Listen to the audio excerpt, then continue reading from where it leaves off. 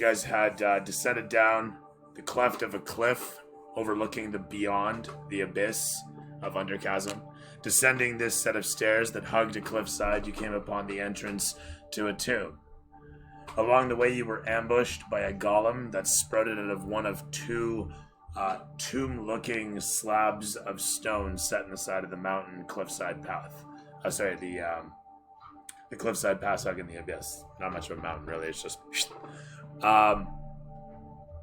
coming in upon the tomb's entrance, nobody really noted the lack of an avalanche or a cave-in, but, delve into the place we did. And what happened in there? Who cares to regale?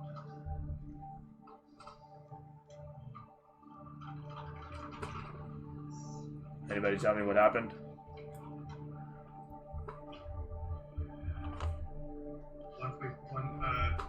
The whole affair? Just inside the tomb. I got you that far. So once you guys entered in upon the tomb, what did you guys do? Yeah, we solved the puzzle of the rotating statues.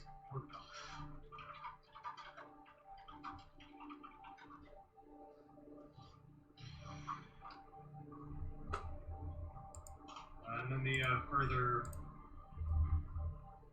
puzzle with the wheel in the middle of the room. I think I'm going to dumb down my bandwidth usage here. If I can.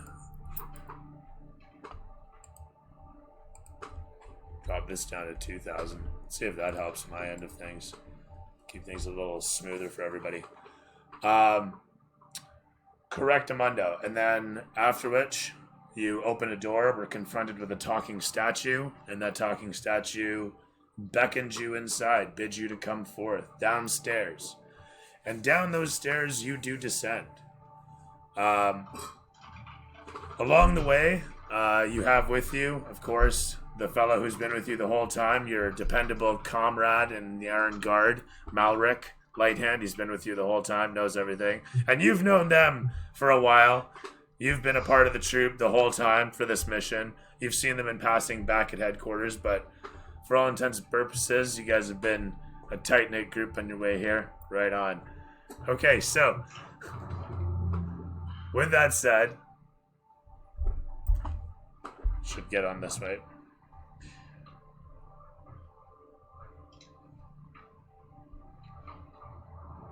How about them lighting effects?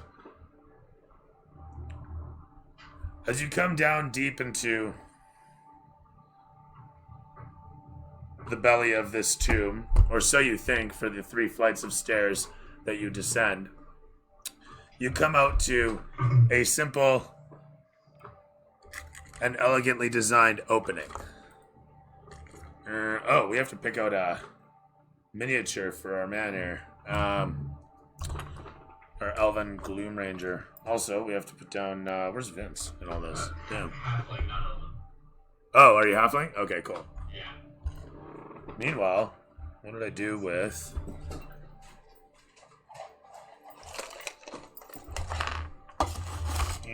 there you are.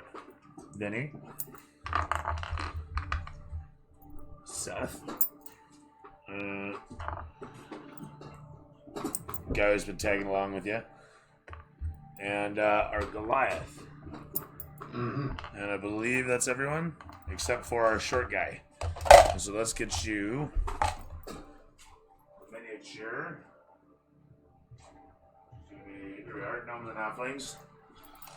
Gloom Ranger. You get your pick of... God, I have so many of that guy. What do you use to fight? What do you use for a weapon? I'm a bow. Bow? Ranger. Yeah. I literally have nobody with a bow. Oh, no, that guy's got a staff too. It's dagger or really small sword or staff. Which, I mean, the small sword is effectively a dagger. This guy's got a crystal ball. That's a woman. I'll go with the staff. Staffs are cool. Alright. In that case, you get your choice of Bang-a-bango.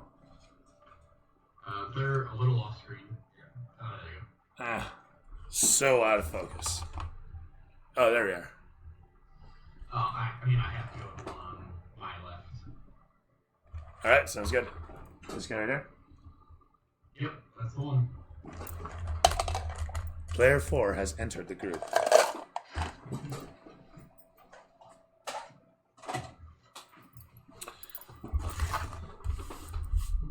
So...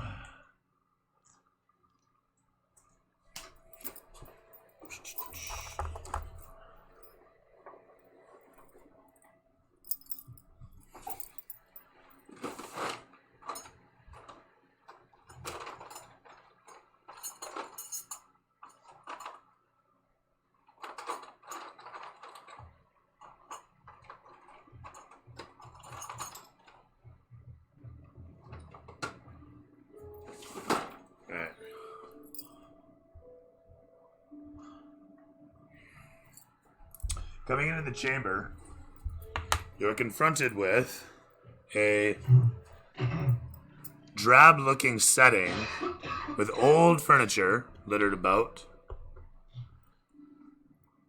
Upon the old furniture sits bric-a-brac, and a few crates sit disheveled off against one of the old bookshelves. At the far back of the chamber, you can see a set of double doors, and on either side, you can see singular doors leading out of this chamber.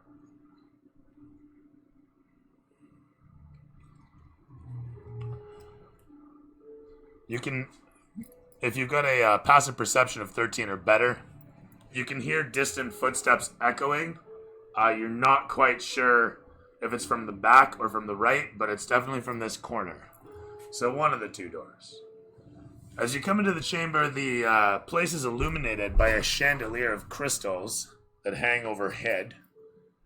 A single torch sits unlit on the table next to some books and parchments, and a bunch of bronzed, maybe gold metal sits strewn about on the floor. The bookshelf doesn't have much on it. And the doors, while they seem robust, they don't seem to be tricky in any major fashion. The footsteps continue for a moment. They're very faint. Is anybody doing anything while the footsteps approach? So we haven't entered the room yet. We're still on our side of the doors, looking in. So there's a set of stairs just on the other side of that archway. I can put it in, actually. So, even though I was definitely here and know this, what are we doing here?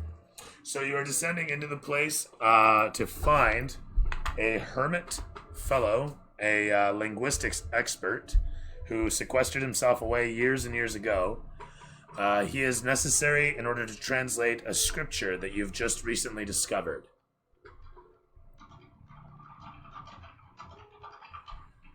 The scripture is known as the Firelight and is representative of the wisdom of the 8 members of the Morden Salmon, of which you guys have collected 6 out of 8. Rumor has it you can get it out of a Happy Meal, but only on certain days. You have to buy a large soda, right? That's right. So, that said, you've entered in upon this bit of a hall.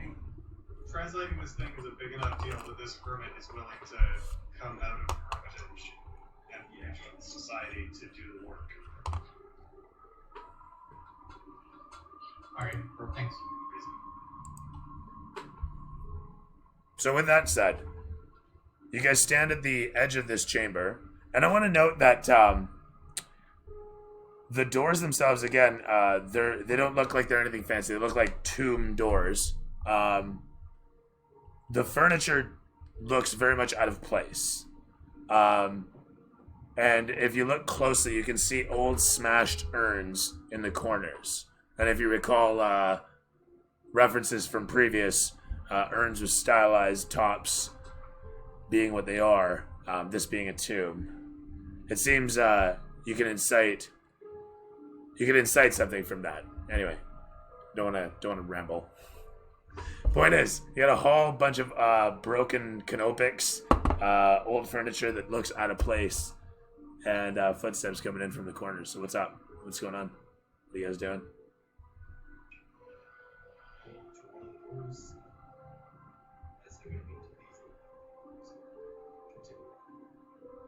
You want to head out towards one of the rooms? One of the doors? Yeah. So which Why one? don't we head towards the footsteps? Towards the footsteps or away from the footsteps? As a group, what do we decide? I go towards the footsteps. The Goliath will walk up, and whichever door we hear the footsteps coming from, I'll just post up next to it, so when it opens, they don't really see me up against the wall next to it. Alright. So being a massive Goliath, this plays out kind of like Kronk in Emperor's New Groove. But throw me, at least I'm going to assume, throw me stealth here. As the rest of you, I'm assuming, are also closing distance, or what was the consensus there? Yeah. Yeah, we'll go that way. I'll hang back a little bit. Bow drawn at the ready. Okay, sounds good. That's 5 plus 4, so 9. Alright. You position yourself expertly against the wall, singing your Mission Impossible theme song. You make your way forward, hanging back a little bit. Seth? Yeah, move up to like this, the end of the table, opposite the closed doors. And Vinny? Yeah, around the same area. Okay, so here-ish or here-ish? Yeah. The camera tracks around to the side as you guys make your way in amongst the furnishings of the chamber. As Igar rushes over towards the wall and flattens himself against it dramatically in a bid to hide himself. He acts as a fly on the wall as the lot of you pick your positions with cover, and then all simultaneously glance over towards him and just observe what he must be doing. Kudlak makes his way over to the one side in behind Seth and draws his wand and kind of like places an elbow out and aims it forward. He draws in a breath and holds himself steady. After another moment passes, the side door in fact does open up. It opens inwards. And in through it... Oh shit, did I not grab it?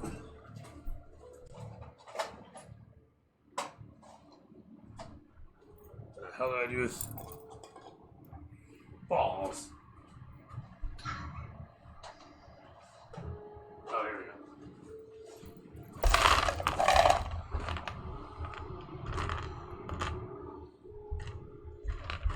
I'm gonna use the same guy. Go with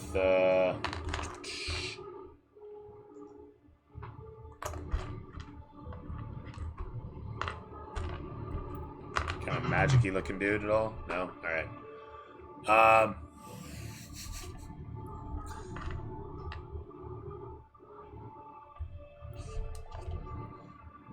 You guys alright too? I like this dude. Although he looks too badass for it. You know what? This guy walks in.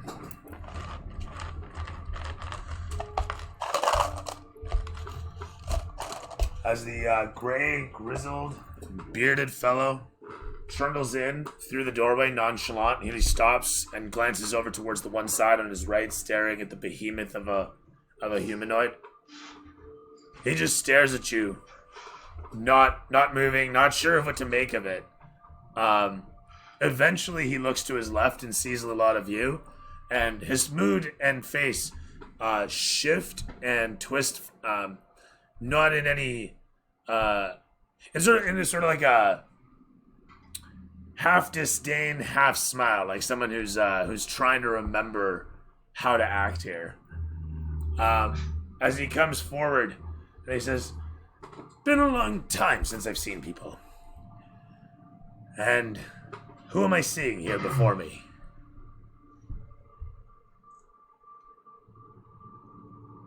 I'm Agar. He looks back towards you. Hello, Igar. Hi. He gives a nod and looks back towards you guys. He tries again in Dwarven, asking again, who do I have before me? My name is Mallory. He looks towards you. He looks towards you, and then... Vince of DraftKings. A pleasure. And I'm assuming you know me. He kind of looks around for a moment, awaiting validation of the question. Yes. I mean, presumably we have a description. The guy we're looking for, does he match our description? So far as you know, he's here. He's Dwarven. The camera pans against Kudlak's face as he walks past Seth and walks forward. They take a moment to observe how similar they look. And then he looks him over and says, "Are you really him?" Kudlak asks. Koha looks him up and down and then looks over towards you and says, "I am. And I invite you inside. Let's talk of this firelight that you claim to have." A moment passes, you guys find yourselves inside Dagon Koha's sanctum after a fashion. Much as the previous area, it is a tomb fashioned to be a living quarters. You can see coffins torn from the shelves, thrown to the one side. Some sit empty of their bodies. The area, though it's well masoned and well built, has definitely shown age. However, it's homey with the makeshift furnishings that Dagon has populated it with. As he brings you inside, he's got a fire lit with a flume that is jerry-rigged together of a bunch of pipes from who knows where. They're strapped to the wall in some fashion, being hung with straps of leather to provide a chimney that leads out through the ceiling in some way. The entirety of the area is still lit, comically, by a grandiose crystalline chandelier hanging overhead. And as he brings you in, you see, the same old sort of old bookshelves, old tables and such, and a large bed situated off to the one side. Upon the fire, he's got a simple pot bubbling away. And you can see that there's a fountain off to the one side of this grand chamber that provides, you assume, water, clean water, potable water. He bids you to sit down at a table where a bunch of chairs are stacked to the one side, just totally forgotten, and there's just like the one chair that obviously is always used. You know what? Actually, come to think of it, he has two chairs, and the one is sitting way over there, and there's the one that he uses. And he's like, "Have a seat." He grabs the bubbling kettle off of the fire and brings it over, dusting a bunch of roots into a cup. He pours the water into it and then hands it off, placing it on the table and beckoning somebody to it. He pours some herbs into another one and then looks around for a moment before pulling up a bowl that he blows dust out of, gives a smirk, puts it down, dusts it with herbs, and pours water in there. And after a moment of looking around, he says, "I'm sorry, but that's all the vessels I seem to have down here. But if you've got a cup with you..." It seems like you've been alone for a while. He gives a snort at this. "Tell me of this firelight." He puts the kettle down on the table and proceeds to slurp at the hot steaming liquid. There's a brief montage of you guys extolling about how it's been recently found, and he asks some basic questions about where and when and who has it specifically. Do you tell him who has it? The Bellendorns? Yeah. I do not. No, fair enough. While you keep mum, Vince offers it up, to which he rolls his eyes. The Bellendorns get everything, he simply says. After a moment, he gives a slap on the table and says, "But I must see it. I must see it."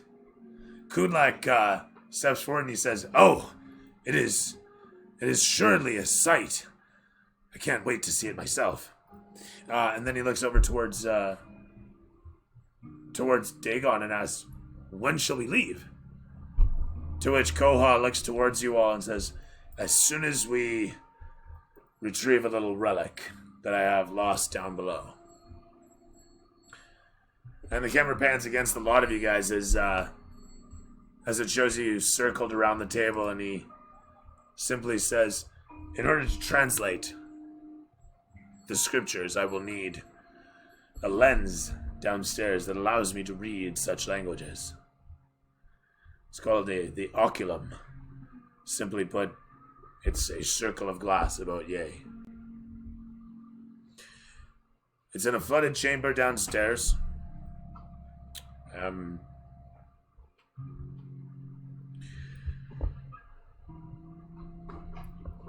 He sits there kind of like thinking about this all for a brief second, having a tough time, and then finally says, "You don't have a problem with grave robbing, I hope." Not even a little bit. No. Who's Gray?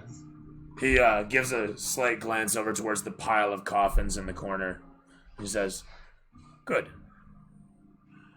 It's resting with its original inventor, the titular Oculum, who is entombed down below. A music lover, Kudlak, jumps in. Yes, he was a brilliant composer, had quite a few works that are still played today. At this, Koha gives a nod, and the lens sits a simple 2 flights down, but there's no way I can reach it for the flooding and what lives in the water. But you can do this sort of thing, and once you've retrieved the lens, we can go." What exactly lives in the water? I hope it's nothing big. He looks back over towards the coffins. Well, living might be a bit of a stretch. He looks back over towards the coffins, then kind of lowers his head. It was a bad idea, I'll admit. With all the arcanic ebb and flow to this wonderful place. He looks around at it all, the dark, the dank surrounding you. He looks back towards the coffins and says, "I really shouldn't have dumped them there, but they stunk. They smelled. I didn't know what the room was at first." Looking over there, how many coffins are piled up there? 20-ish. The camera does a slow pan against each of your faces, showing respective expressions of all sorts, I'm sure. Thrilled expressions, certainly. What's Vince got on his face? Oculum? The Oculum. Created by the titular Oculum. A dwarven mage, an arcanist. He ground the lens down from a piece of crystal, and subsequently it was imbued for the ability to read the very God's scripture.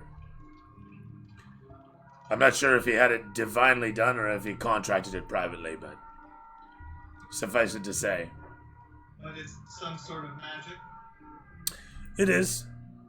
and it translates the words that presumably with the highlighter written in? It will translate nearly any written word, is my understanding.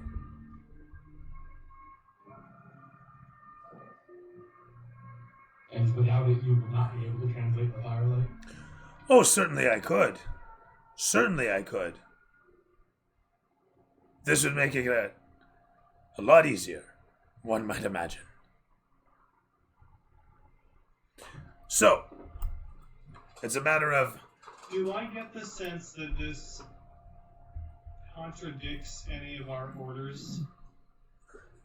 Or the details that we've received so far? Like, we came to get this guy to translate. Yep. He wants us to get a magic item that'll do the work. What do we need him for? Good question. Good question. Do I feel as though this guy is deceiving us in some way? Bearing in mind that my inquisitive roguish archetype is specifically about rooting out deception. For sure. People trying to pull one over on me. I mean, what's your passive perception? Or insight, sorry. Passive insight. My passive insight's 14. He doesn't come off as he's deceiving. But he's got an overconfidence to him that you don't... that leaves you unsettled. It doesn't rub you the right way. He seems confident enough, like he's honest when he says that he could translate it without the lens. But as he's sitting there and he's watching you, watching him, and glancing about, he what do you notice? What do you address it? I don't know. Actually, I mean, I'm just kind of presuming that you're staring at him, really. Like I say, he doesn't. He's not really my thing. I'm watching him like a hawk. Okay, fair enough. I feel like something's up. Okay, fair enough. He looks towards you and says, "Do you have questions?"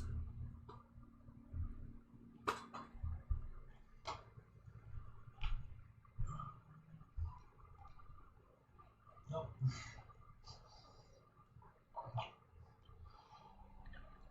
What if I kind of do have this is a dwarven ruin, right? It's an old tomb. It's called a Tomb of Heroes, and so it's a multi-level tomb that would hold old heroes of past. Yeah. Once upon a time. Now, bearing in mind, after this place got hit by the cataclysm, all bets were off. But technically, the Iron Guard's job is to protect and retrieve old pieces of Underhome's history, of the kingdom's history. And so, in short, grave robbing is kind of like a profession for you guys. There's like a way about it. Going after different relics isn't out of sorts for you, but it's kind of up to you in this case if you want to grab it or not. My question then is, as a member of the Iron Guard, if our oath is to protect relics in dwarven sites, what would I feel is more a priority? Protecting the ruins or retrieving an object for this hermit who I'm suspicious of?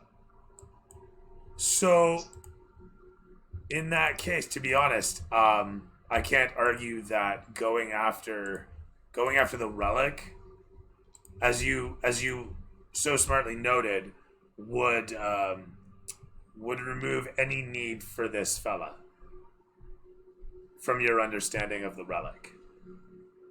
That's your understanding right now.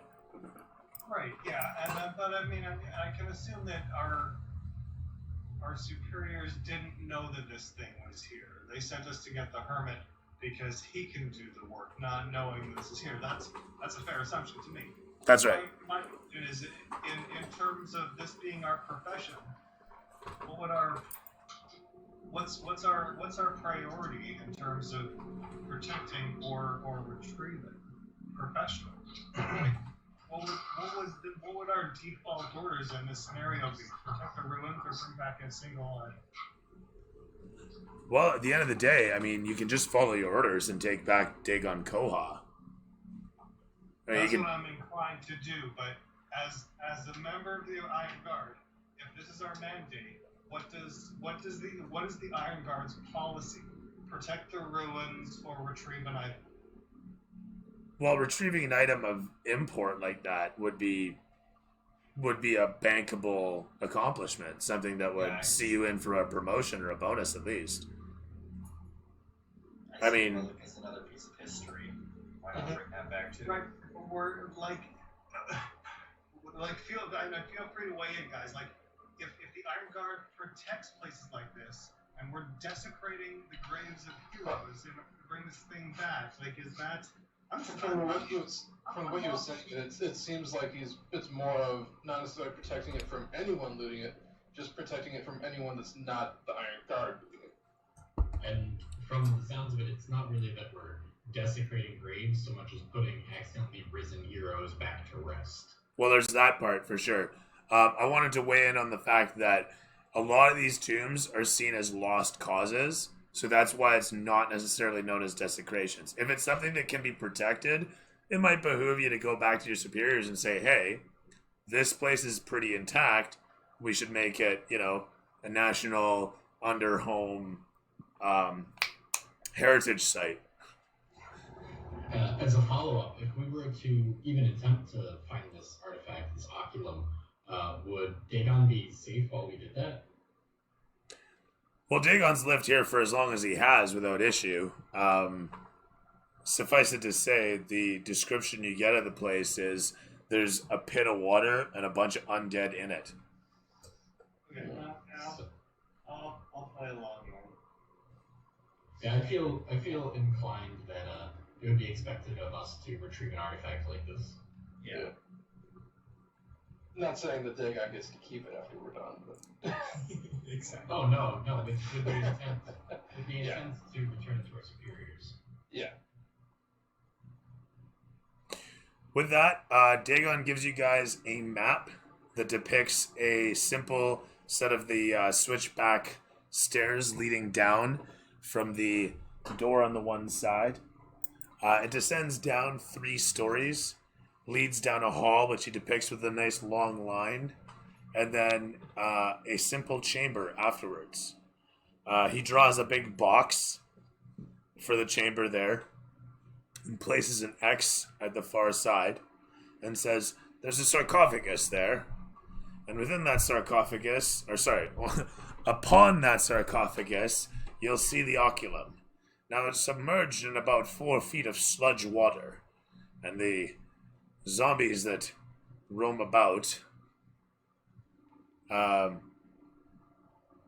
rather slowed, but fierce all the same, I'd imagine.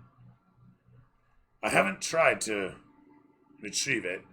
Truth be, I haven't even looked in there since, and he kind of drifts off after a moment, staring ahead, since I can't remember when. He looks over towards a wall, and then the other wall. I had a calendar here. I was scratching. I can't remember where now. But yes, you'll find the lens upon the sarcophagus lid. Did you really draw us a map that was a straight line to a square room? Doesn't Well, sound like he's much of a Have you- photographer. He points at it and he says, there's hallways coming off that. You just follow it straight and there's the 3. Yes. He, after a moment, just gives a nod. And So, is there anything? I'd like to ask him if there's anything that's kept the zombies in that room, or if maybe they've wandered around in the meantime. The stairs leading out of the room are broken, long destroyed by the cataclysm that struck this place. In fact, the whole of the tunnel is a bit disheveled, I should warn you. Tectonics shifting about as they might cause all sorts of havoc. So at the end of this hallway, we need to leap down to an area that will be difficult to get out of, full of sludgy mess, to fight a bunch of zombies guarding this thing.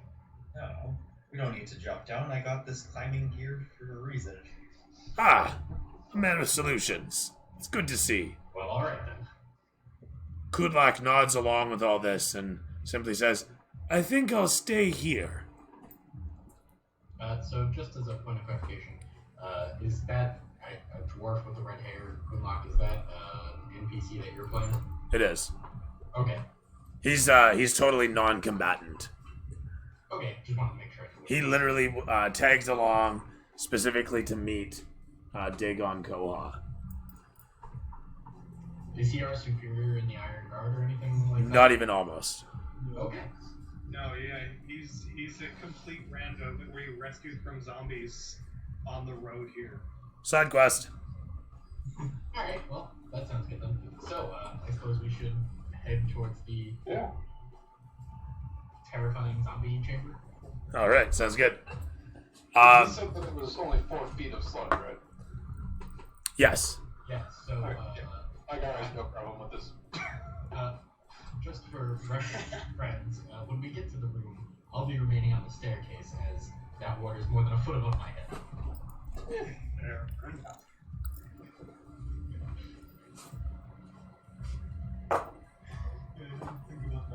I'd say I could carry you, but you probably don't want to be that close. The plus side is I'm an archer ranger, so like it actually kind of works out. It's like up to my neck. Maybe higher. Wait. How tall is Octopus? Oh no. This is gonna be that classic shooting into the water scenario. This could be bad. Under some human wall here. Do we have anyone with like mage hand that can grab the thing and vamos? That would have been our bard.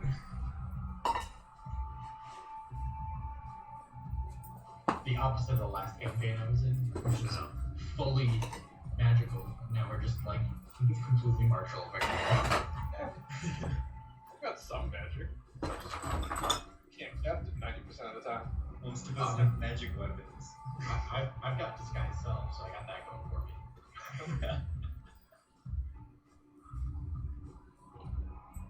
Is that broken enough? For what it's worth, while we're down here, we can't get lost. If that was ever a concern. While I'm with you guys.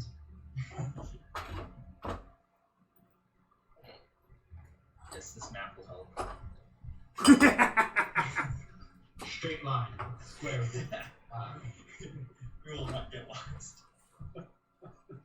I have an idea, but I'm just gonna, just for shits, I'm gonna roll to see if Iger is smart enough to think of this on his own. Holy shit, that's not bad. That's 18 minus 1. Yeah, okay. So basically, my idea is casting Long Stringer on myself, which is not concentration. So while it holds up in Wild Shape and Rage, to give myself 10 extra feet of movement, so it's 50 feet of movement as a bear, and then just jump in there, run to the other side, grab it, run back, and climb out. The only downside will be that, how tall is the bear? Is a bear more than 4 feet tall? Oh, yes. On 4 legs? It's a large sized creature. Oh, okay. Alright, yeah, I guess we're good then. I just have a mental image of a bear doggy paddling its way through the room. Yeah. Provide a distraction. Yeah, we can, I can put an arrow in anything that jumps out of the water at it. If all else fails, I can just action disengage and walk back. And then bears have a 30-foot climb speed, I think it is, so they get bumped up to 40-foot climb speed. I like the idea of it being zombie dwarfs that aren't even gonna make it out of the water. Just see an axe rise out of the water and swim back down. Yeah, just like their eyes over the surface coming at you. It's like Jaws, but with, dwarf faces.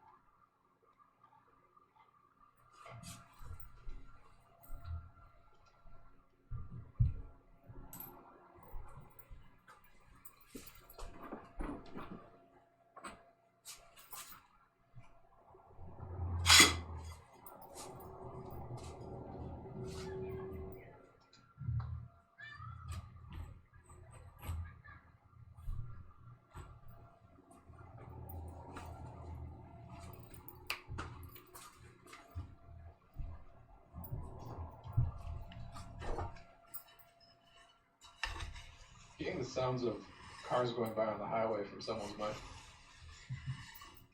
Oh, shouldn't be mine. I try to remember to mute it whenever I'm not actively speaking.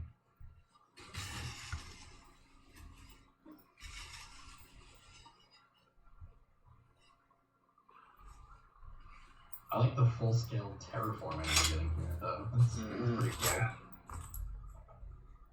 He's got this whole sandbox. It's great. What are you doing in your 40s, Zoe? I played with the fan. And I had my friends over to watch me.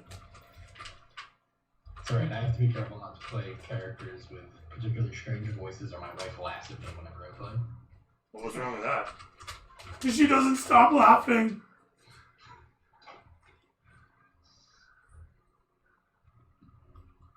Get those in there.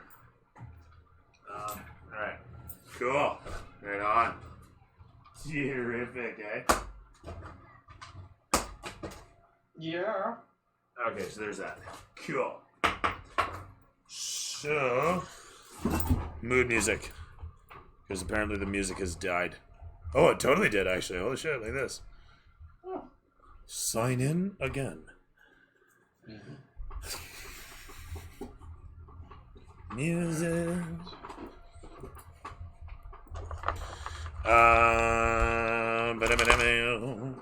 You know what I have, though? What?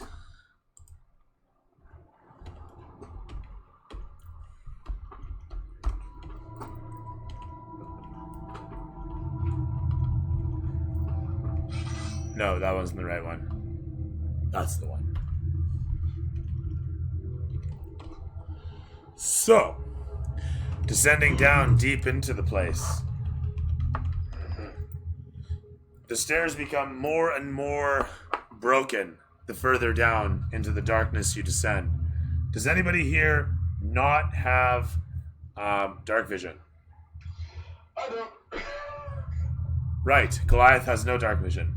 So the further down you go, the tougher time you also have with the ceiling, as the stairs become almost just shorter and shorter. They twist to the one side suddenly as you're descending down. Oh, I still didn't put them down here. Next to there we are. Get them in there. Yeah, I'm gonna fucking torch.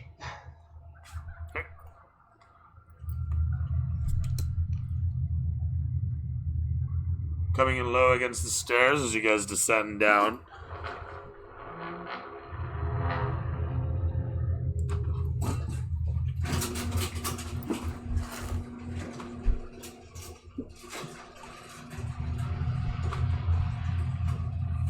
What did I do with all your minis?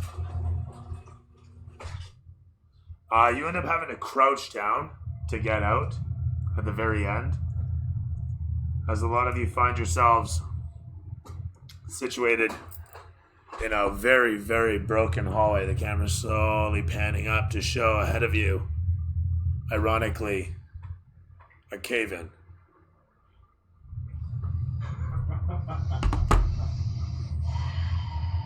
You watch as the hallway doglegs off to the left, the tiles broken all over. You look to the right and you see that in fact there was an opening there, as silt pours out of it, almost to ridicule you for noticing it. Rubble sits silent while spiders and rats crawl over the refuse that sits forgotten here. An old crystalline chandelier hangs overhead, long smashed by falling rubble from the ceiling, hanging by maybe a single strand, as the crystals upon it do their best to provide the little bit of light that their magics still have to offer. Wow, okay. It's fucking hot, man. Yeah, there we are. Look at that shit, eh? Yes! I lost control of your attack.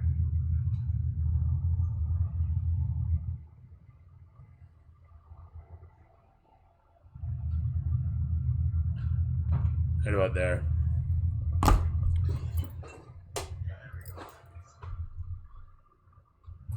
So,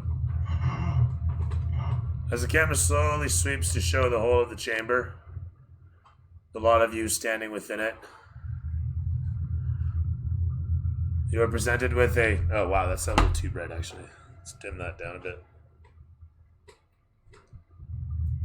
The place is quiet, save for the little bits of rumblings that you hear from, you would assume, underground waterways nearby. Probably feeding the fountain that you saw above. The only exit from the area we see is the path dog-legging to the left. From where you're standing, yes. You haven't really inspected the cave-in. You haven't really inspected the tunnel to the right.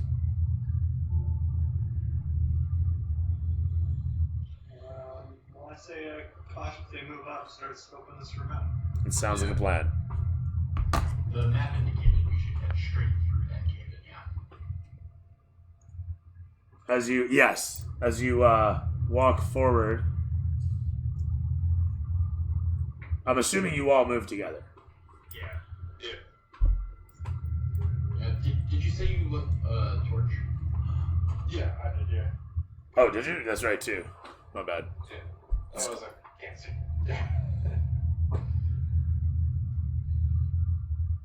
In that case, let me see if I can do this.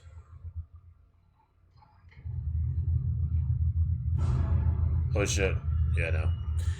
This fucking app, man.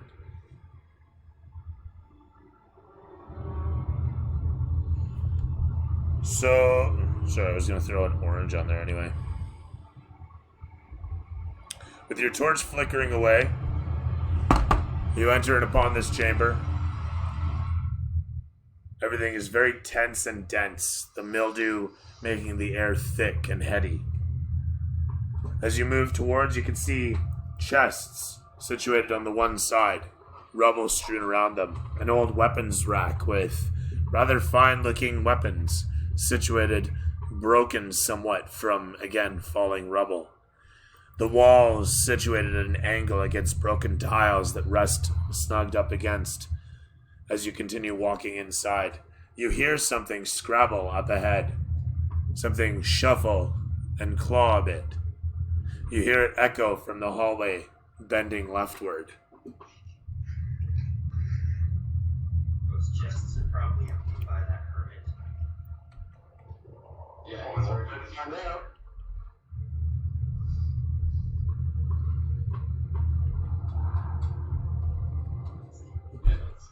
Do we want to check and see if those chests are empty? There could be artifacts in them. Yeah, definitely check. So you move in close towards? Yeah. Okay. Mindy and Igar are moving along. Seth, you go to the same chest or the other one? Oh, there's two. There's two of us.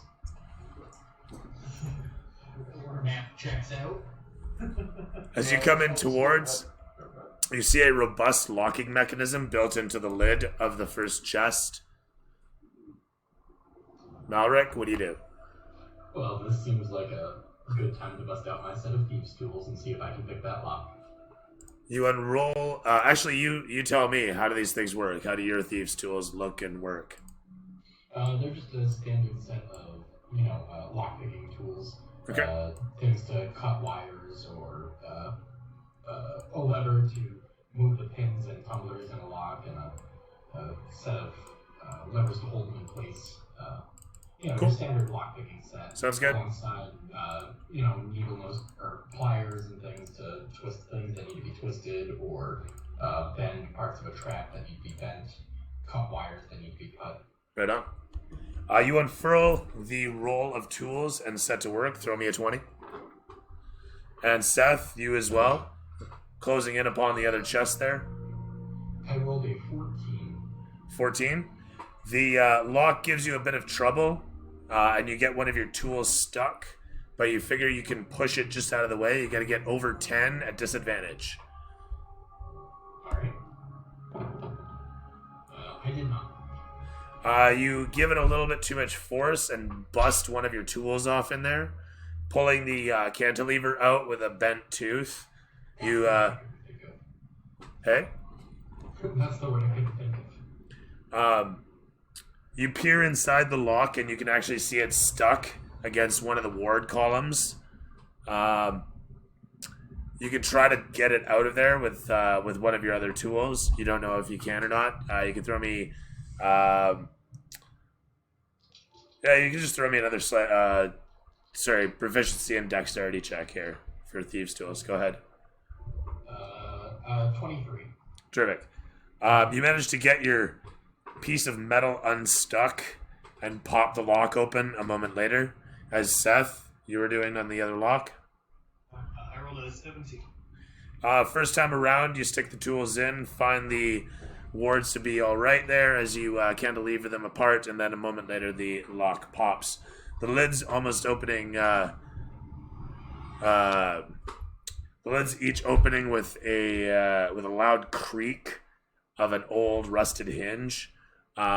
Seth finds his lid doesn't open all the way at first for some rubble stuck in the hinges. As you kind of jostle it a moment, eventually it manages to push up all out of the way. Inside each of your chests sits a stacks of varied coins, mugs, that is to say, large tankards made of a silvery steel, a leather jerkin in each one, with a crest upon it. You can throw history to recognize the family crest. A 6. You do not recognize it. I got a 12. You do recognize the True Forger crest upon it. With a simple shield and a sword through it. It is decorated on either side by sigils that mean family and honor, that sort of thing. Pretty standard fare for a burial jerkin. The wooden boxes on either side represent a pedestal, each of which has a stone inscription, or would have if they weren't pretty much smashed apart by falling rubble. Across from you, as the Goliath and the other dwarf make their way through the area, they sight upon the rubble to the one side, seeing metal bits, what looks to be an old shield, and a large circle of steel, some sort of what looks to be like a tabletop almost, or a shield in of itself, but made of metal and with a big relief upon it. Large carving, I should say, but it's not a carving, it's sprouted out, it's three-dimensional.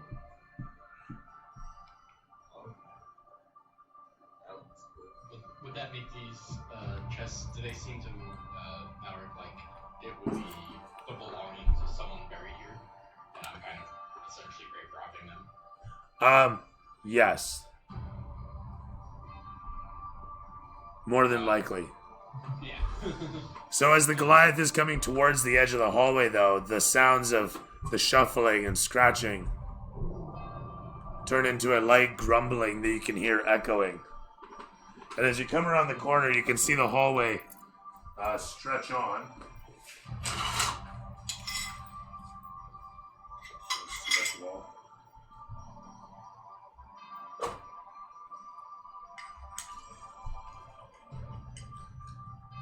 And you can hear wet footsteps. Approaching, or You're not really sure if they're approaching, and if they are approaching, they're certainly not doing it quickly. No, you can't see anything from there.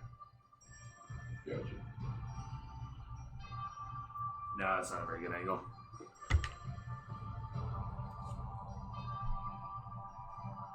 At a far shot, as you look to the one side, you can see a statue situated. Actually, you know what? The statue knocked over on the ground, still mostly intact. Yeah. Let anyone know if they want to shield it. There's some shields over on the side. I'll tell everyone what's in the chest that I looked into, but I'm inclined to leave the items in there if we're supposed to be respecting these graves. Okay, that sounds good. You close the lid on the chest. If you think about it, they're like the belongings that one has when they go to the afterlife, right? Yeah, it's very Egyptian seeming kind of thing. So as it were. Yeah. Okay. What's passive perception between Malric and Seth? 14. 13. With a 14, you can see a slight etching. Slight etching on the wall, just here behind the weapons rack. Oh, I see. It seems to follow a square pattern and cuts through several of the bricks that make up the pattern of the wall. I'd like to investigate that. Say again, sorry? I'd like to investigate that closer. Let's take a look. Throw me that investigation.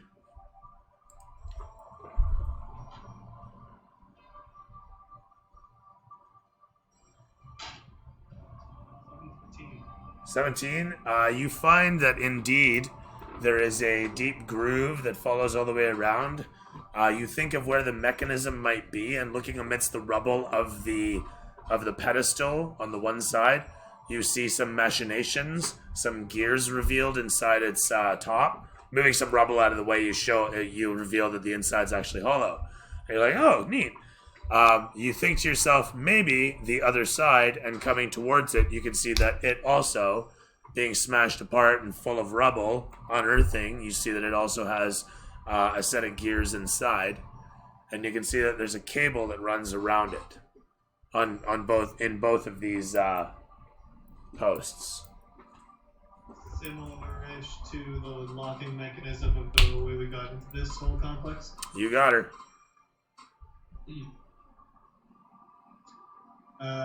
So I imagine I need some help. A second set of hands here. I think we got a hidden door here. I'll be happy to help. Mallory would be happy to help out. We'll come over and try to assist you in opening it.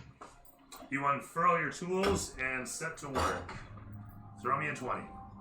Both of you. So this is going to be your thieves' tools at work. Natural 20! I was happy about the 17, but yeah. Well, Seth has already encountered this one. Although technically so have you. I mean, you know it. Anyway, with a deft twist of the wrist, the spring is unsprung as your companion Malric does the same on his. Oh, there it is. That's not a piece that one. I need another piece. That piece right there. That's good shit. We'll do that. What we'll do this and this.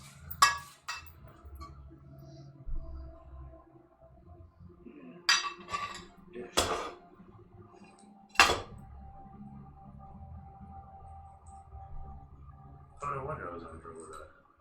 Wrong with. As the sounds of stone grinding on stone echo through the chamber, the door lifts up.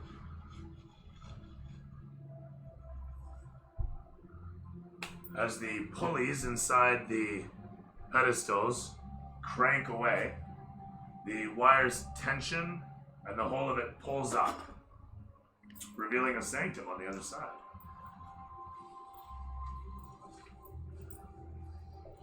They keep developing. Cautiously peek in there, see what's in said sanctum.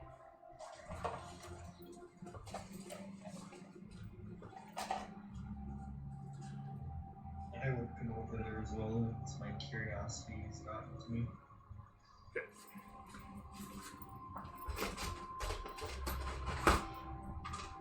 As the door lifts up,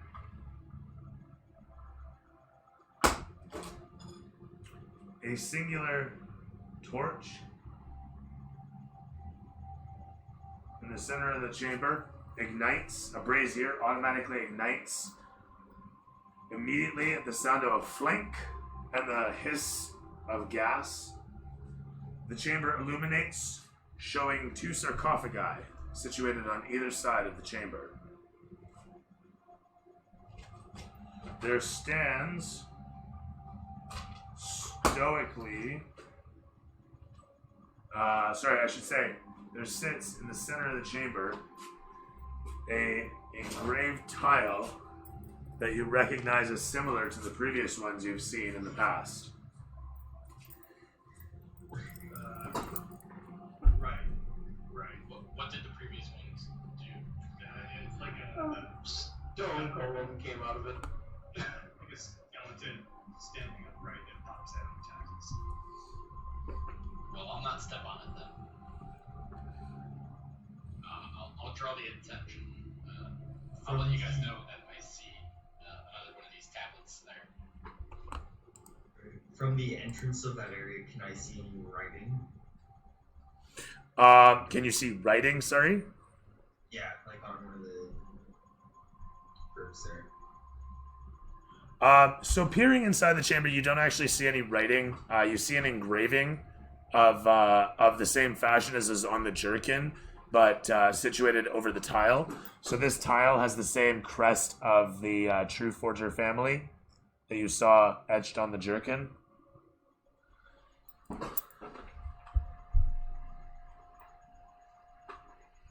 Peering from one side to the other, it takes a moment of thought, but you assume or insight that the tomb you're seeing here is probably the bodies for these treasures,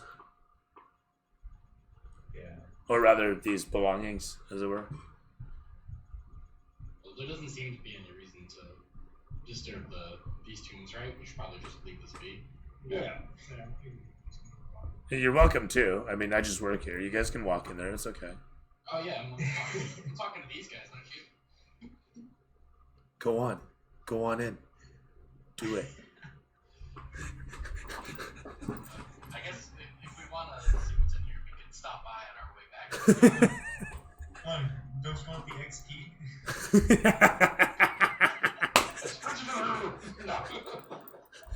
That is true. It's not milestone based. It is XP based. So technically, this thing spawns monsters, man. We're gonna be here all night. What a great session. I left level 10. It was terrific. I killed 90,000 kobolds. It was wonderful. Anyway. So peering into the chamber, as I said, the moment the door finishes sliding upwards, you hear things lock, gears locking into place, latches closing. You peer inside to see the brazier slowly illuminating the place as the fire grows larger inside the massive metal bowl. You see the ornately carved stone tile in the center of an otherwise drab chamber that holds a pair of sarcophagi at either side.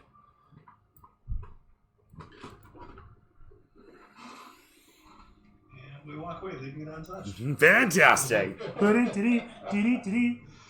As you guys come around the corner here, yes? Yep. Terrific. Panning over a few treasures left behind. Did you guys want to inspect any of this caved-in area at all? Yeah, I'll go through and you said that it looked like one of the entrances to the chamber was over there? So it looks like this used to be a hall in back here, somehow, some way. I'll just, while there, I'll do and figuring out that door and unlocking it. I'll just be over there digging, seeing how far I can get. Okay. Like how deep it's collapsed. If just the entryway collapsed and the rest of the hall is intact, or what? So it looks like the entryway is what is collapsed in both cases.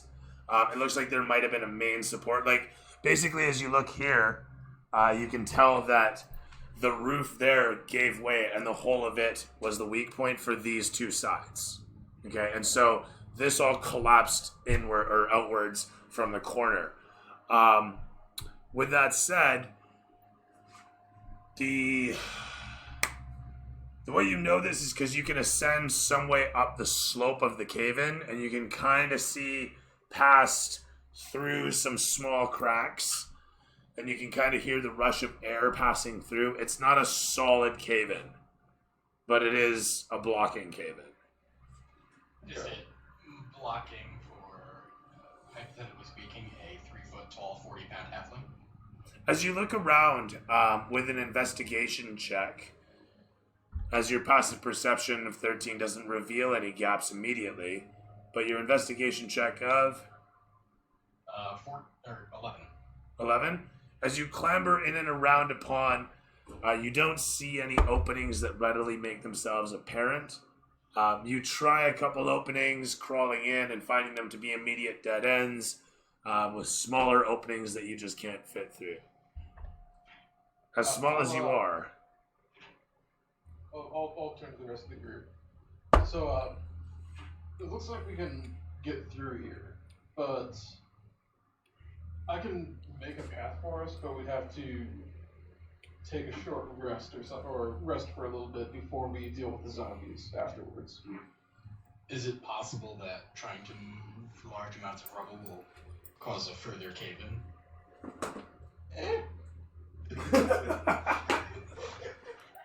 It's a good response.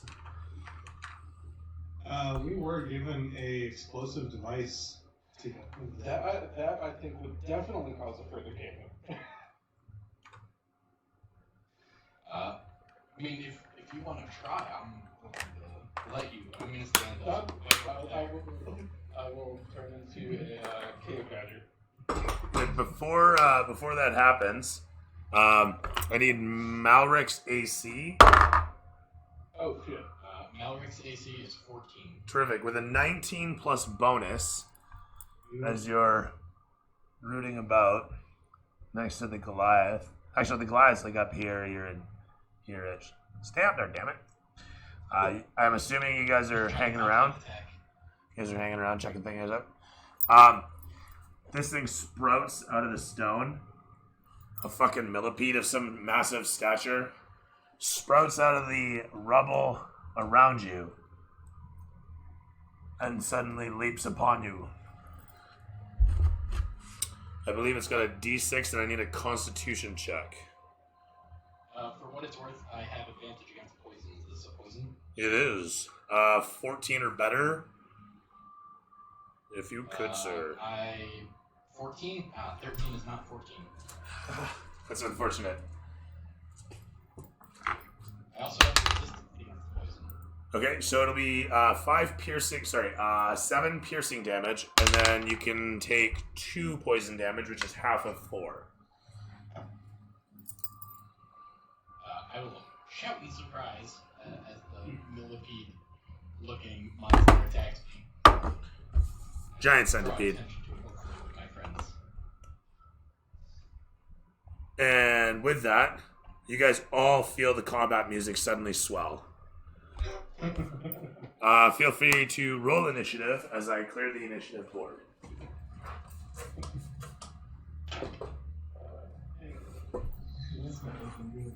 Not bad. Not bad.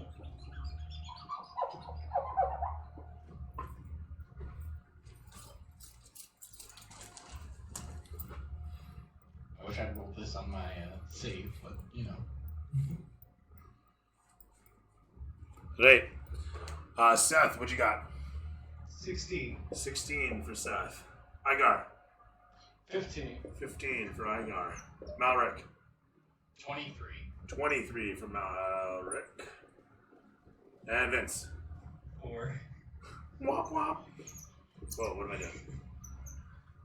Joe Dungeon Master will be going on a natural 20 plus bonus brings me to actually 22, so whatever. Or do I have a 3? Actually, no, never mind. I am good. L is not defined. I'm gonna have to do something about that feedback. Alright.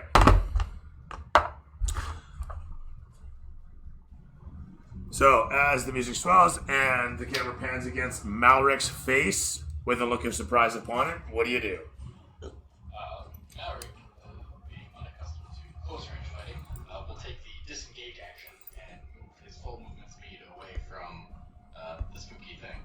As the centipede watches you rush away, the mandibles chitter back and forth in rapid succession, making out the Morse of which the subtitles read out, "Pussy, get back here."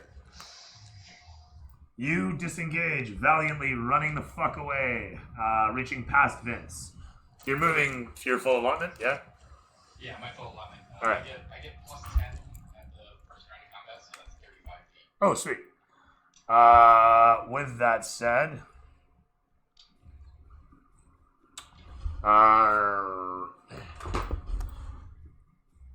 so you can make it all the fucking way back here.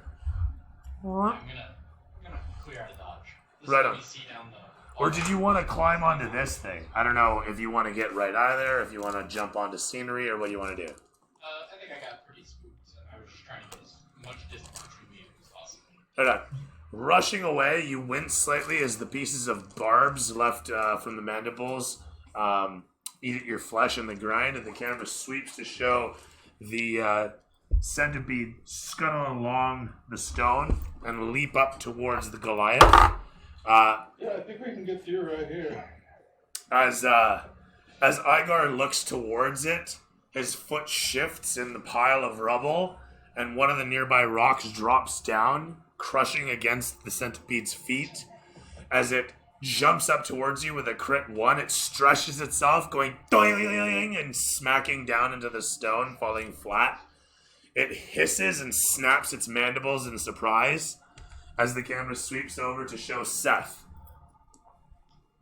I'm gonna rush in behind to a fighting position and stabby. Clambering up onto the stones, you hear more chittering and scratching from within the rubble to your left. Oh, hey, I did find the Goliath. Fucking A, here he is.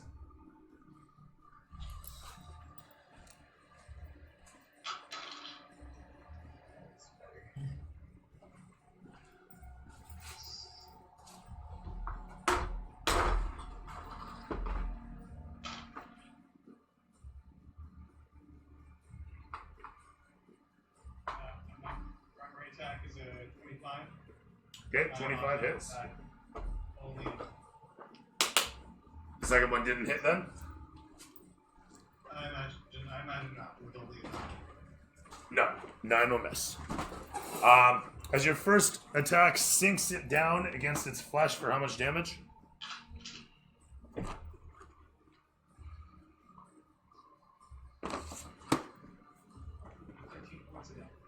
13?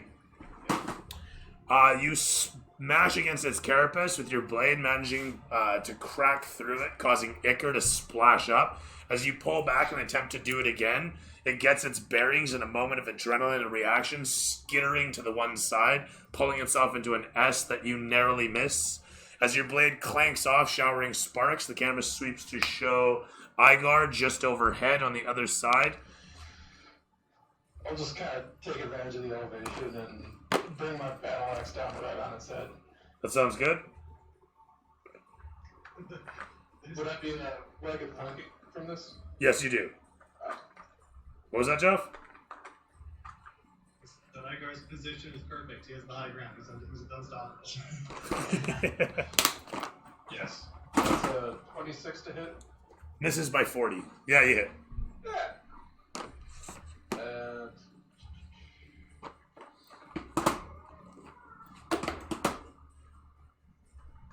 10 damage. 10 damage smashes down upon the centipede, splitting it in half and causing it to stop moving altogether as it hisses its last, sounding like a balloon freshly popped. Awesome. And with the passive perception of 14, do I hear the rest of the party heard of war underneath the rubble?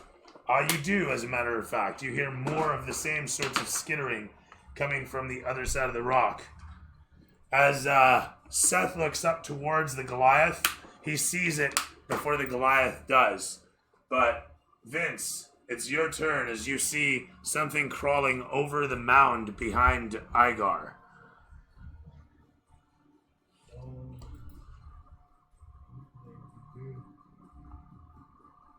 Right, that one's that. No. Come on, Myra. I call everyone to climb on top of the rocks instead of being on this ground. Can't barely see that. Rocks as well.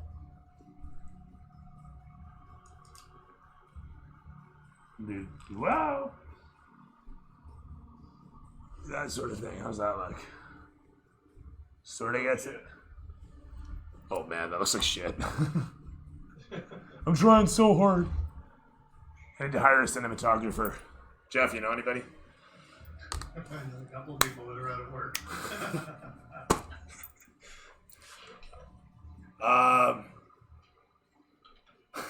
That'd be so cool though. Like seriously, you get it like a remote. Anyways, as the camera pans up with Vince staring ahead, you see just behind half cover. It's not my turn, so you can't really like come out of hiding. But point being is, with half cover, you can see a scorpion slowly crawling its way with two pincers stuck up with a tail overhead it as it's crawling slowly over the rubble. I'll climb onto the rock to my right there. Okay, throw me in athletics. Are you parkouring? Yeah. You have to say it. You have to say it. I'm parkouring. 13. All right. Was that an advantage? Is that it? When you announce parkour, it's an advantage because you know parkour. Anyway, so 13 gets you up there. Did you want to go for a nat 20? I don't know. I rolled again. It's just a little bit higher. Just 15. So you do it that much better. Point is, with a quick two-step, you find yourself up on top of the rubble, situated where you are, squared against the scorpion situated in the rubble ahead of you. What do you do? I will hold for a reaction. Action one. That's the end of the round. Call for everyone else to get on rocks as well. Just say.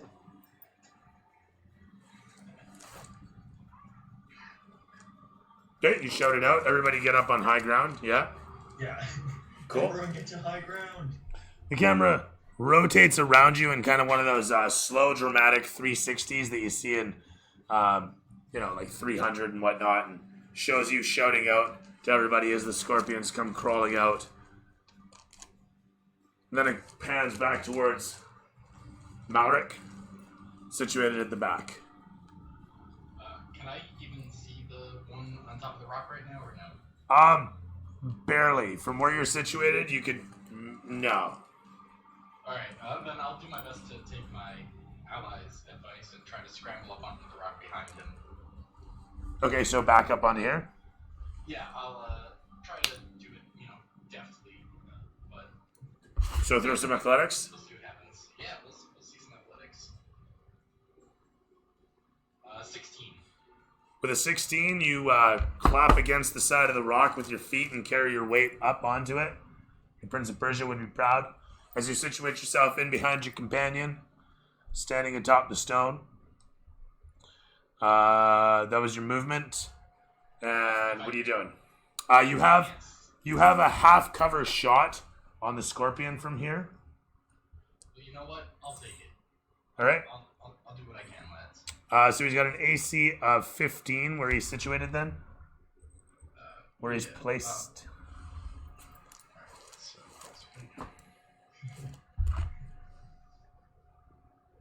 I have to actually pull up my thing. So half cover is Plus I 2. took that into account for the 13. Yeah. Okay, sorry. I rolled a 21. That'll hit. I think that hits. That totally hits. Alright. So, damage wise, let's see. Oh, sorry, he's got a 17. Because they got a natural 15. Anyway, you still hit. Still good. You still hit. For 10 points of piercing damage. Terrific. So, And this was with your bow? Yes, with my bow. Excellent. A bunch of the rocks splay down as the arrow smacks into the scorpion. It lets out a squee of pain and begins to seizure about, flailing its tail, slapping the ceiling violently and angrily. And that was you? No bonus action, I'm assuming? No bonus action. From I the- have a question for you from a DM point of view. Yeah. Do you want me to keep track of my ammunition? I mean, yes, Okay. ish. Best you can. Alright. Yeah, when I remember to, I'll subtract arrows. That said, whoa. Air bubble there. The one scorpion on the one side is soon joined by a second scorpion that swiftly crawls out and jumps on Seth from the other side. As the camera pans across to show Seth down below, wrangled by a singular one, it leaps upon you with a 19 plus bonus. 23 to hit, bringing out its pincers upon. Oh my god, this thing's vicious. Holy fuck. It's a massive scorpion. Yeah, that's real cute. Oh.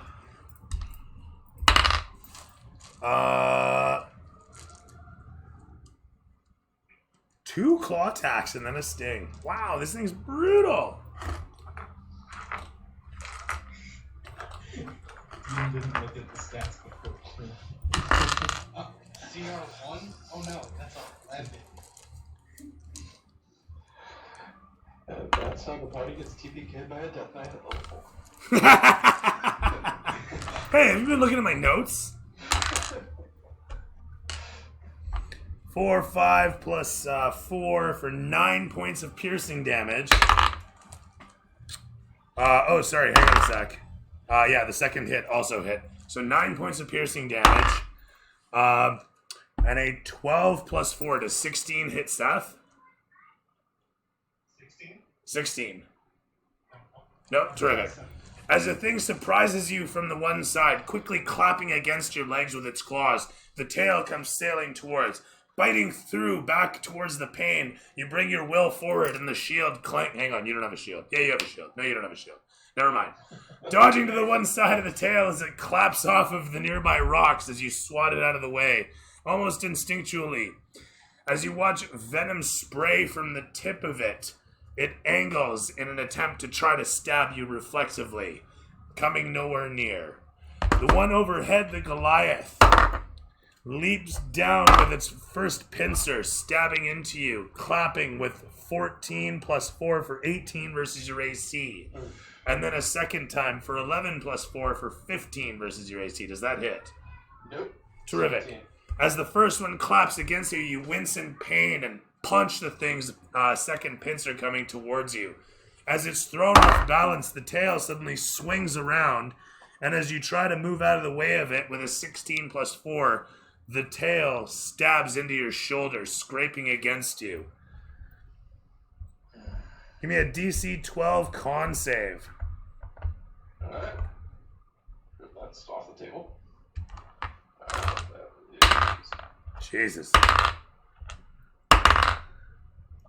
13. Okay. Thank God, plus 5 in that. Oh my god. I'm rolling really good. Wow. Rolling really good.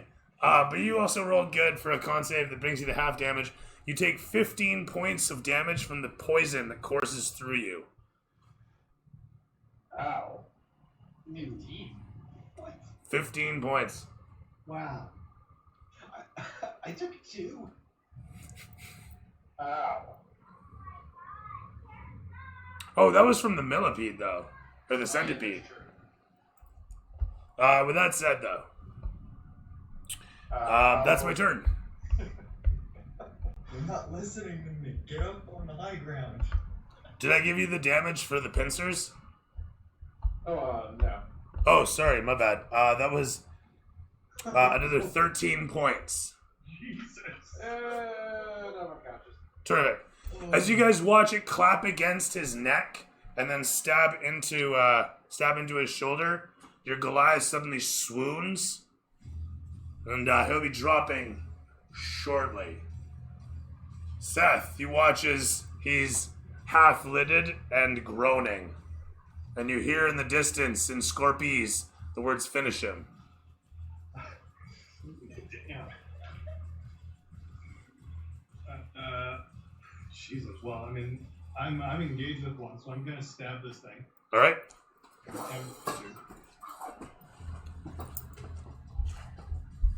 Uh, 15. With 15, you hit it dead on.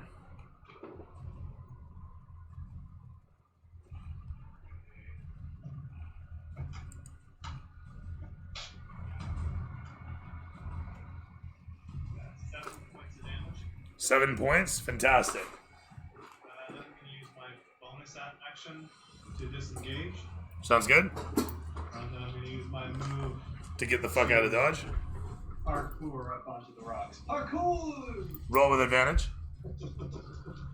As you, Oh man, what'd you get? it's a 10. I got matching 4s plus 6. In all fairness, it's rather full up on top of the rock, but clamber all the same you do up onto it. Okay. Squeezing in aside your fellow compatriots, you watch as the Goliath unceremoniously drops to the one side. In your fading consciousness, you do your best to grab a hold of the rubble and steady your fall, but to no avail as you fall all the same.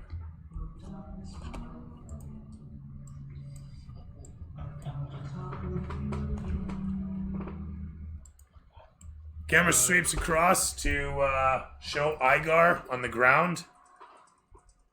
Sorry, it sweeps across Igar's face on the ground as he rolls his first death save.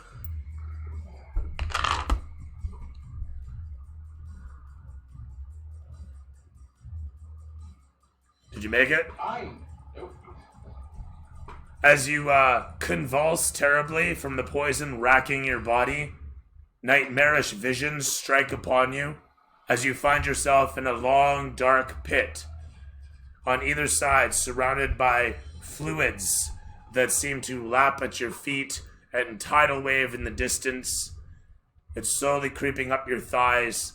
It's viscous, green, burning against your skin and yet feels cold. The camera sweeps across to show Vince. Okay.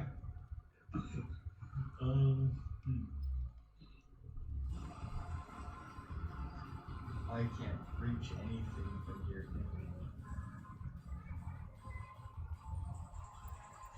Guess I can. Even if I get down on my belly and start swinging from up here, can I get anything?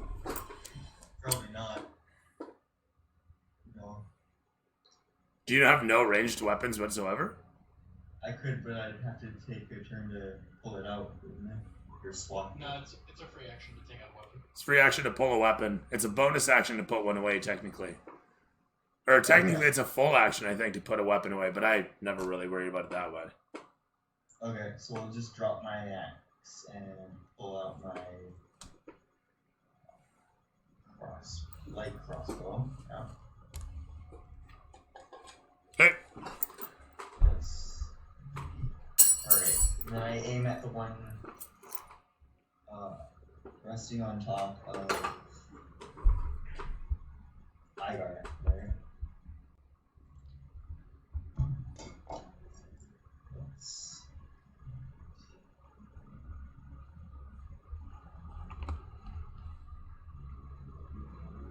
It's like 8 to hit, so that hits.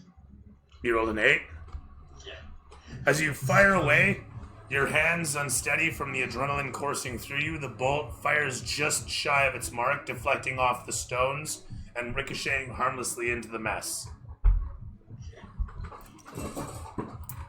From there, it's over to Malric once again.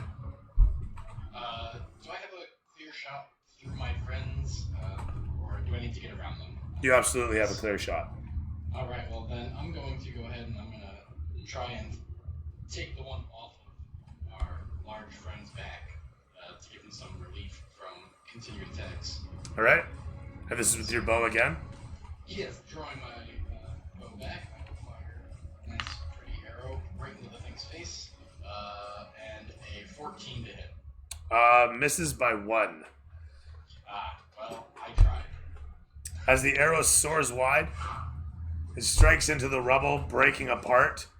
The scorpion, distracted by this, looks towards the rubble and tries to sense what's going on there. Meanwhile, this one here crawls in towards, observing around, smelling for where its prey went to. It gets to the edge of the rocks and looks up towards as it starts to angle and climb the stone.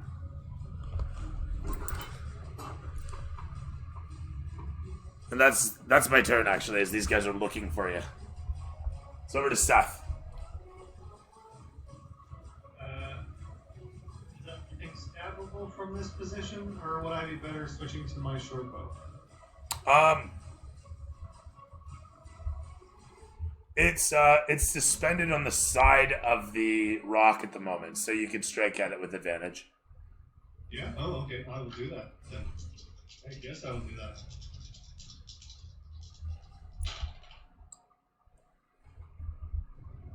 I'm not gonna hit though. It's only 13. At advantage? The fates are frowning on you. Yeah, 6 and a 3 plus 7. The camera sweeps from the scorpion to show Seth overhead, swing down towards it, coming just shy as he doesn't want to risk falling off the rock, and then sweeping to show Igar nestled in the rocks with the distracted scorpion milling off of him. He rolls another death save. The fluids continue to rise against your knees, slowly overtaking your thighs. Is that a 1? That's a natural 20. Oh, okay, terrific. And as they come up towards your balls, you suddenly feel a shiver and realize you don't like this. You don't like this one bit. All of this is terrible. You're angry. You're really angry.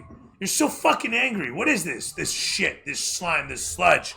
You can't take this anymore. And with a natural 20 on your death save, as they say in the rules, you awaken with 1 hit point, and I'm going to do you the favor of throwing you a free rage. You awaken brutally, horribly pissed off. Alright. As adrenaline courses through where blood should be, the whole of you lights up like a Christmas tree. Your eyes flutter open with renewed vigor and viciousness.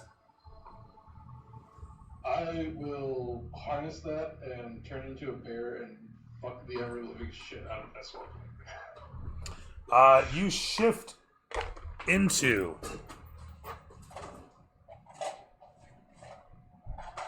your brown bear form with a gigantic erection at the ready. Nice. Your words, not mine. Well, I did say adrenaline where blood should be. I mean, you know. Fair enough. Barbarian Rage, next best thing to Viagra. Right on. So you shift into sprouting hair from all over and a cute little bear tail as well. From there, the camera pans once again to Vince. Sup, Vinny? Yeah, I'll take another shot at that one that's next to Ivar there. Oh, wow, that is a terrible shot. Yeah. I'm like going for something here, but I'm just ruining the scenery. It was a nice rock. I was trying, you know. Anyway, so you're firing towards the one that's next to your compatriot. Yeah, 11 to hit. 11 will miss. Okay. Do better, all of you! These low numbers. What are you, level 4? These dice. Deadly scorpions. Oh yeah, these guys are fucking brute. Maybe 1 would have been enough, but anyway. For that free rage that you were giving me, did that take my bonus action, or was that just... Oh, it's free rage, just because you rolled a nat 20 to get out of a precarious moment. Okay, well, shifting into the bear would have just been my bonus action then. That's fine. Because so I'll get attacks after that one, with my action. Yes. Wait, you can shift as a bonus?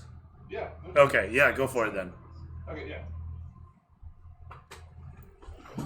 That's 16 plus 22 to hit. Hits! 8 piercing. For 8 piercing? Yep. And second attack. That's a 2. So no. Just 8 piercing. Fair enough. And this is the same one. No, Seth was attacking the other one. This is the first damage on this one, isn't it? Is this not the one that I shot with an arrow while it was on top of the That is. behind him? Yeah, that is the same. Did you do 10 damage there? Yeah. Okay, that was your 10 damage, so that's 18. And so the one that Seth's been attacking is at 7 then.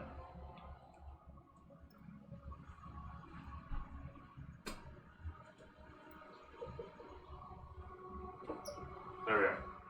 Mix that up, my bad. Terrific stuff. As the bear comes to life, suddenly jumping up onto its hinds and grabbing a hold of it with its paws, clawing upon the carapace of the scorpion to the best of its ability. The scorpion squeals in anger and or maybe anger. You're not quite sure what the scorpion's emotions might be in this case. You're not really up on your scorpies. But regardless, it seems to be trying to get away from the bear as fast as it can, having not expected that. That said,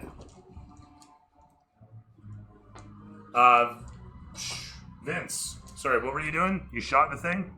Yeah, it was a failed shot. That's right, that was your turn. Okay. And back over to Malric.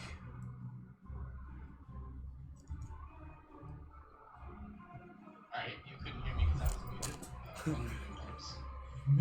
I appreciate you muting, though. I didn't realize that my webcam was actually giving my voice before, but now I switched it to my headset, so Oh, there you go. I can mute myself. Perfect. Yeah, thanks Skype for connecting to my webcam. So, given that I probably can't, lean, jump through his legs to fire at the one climbing the side, I'm gonna attempt to help the bear out and finish off that scorpion over there. Alright, sounds good. So, once again, I will draw an arrow and fire off a 16. With a 16, you hit. Alright. And for damage, we have min damage, 5 damage. Well, I mean, it's damage. 8 damage is damage. And that's the one here, 23 he's up to. Sorry, 5 damage. 23. The arrow sticks into its carapace, and you watch as the tail, tries to dig it where the newly found pain has entered upon its body.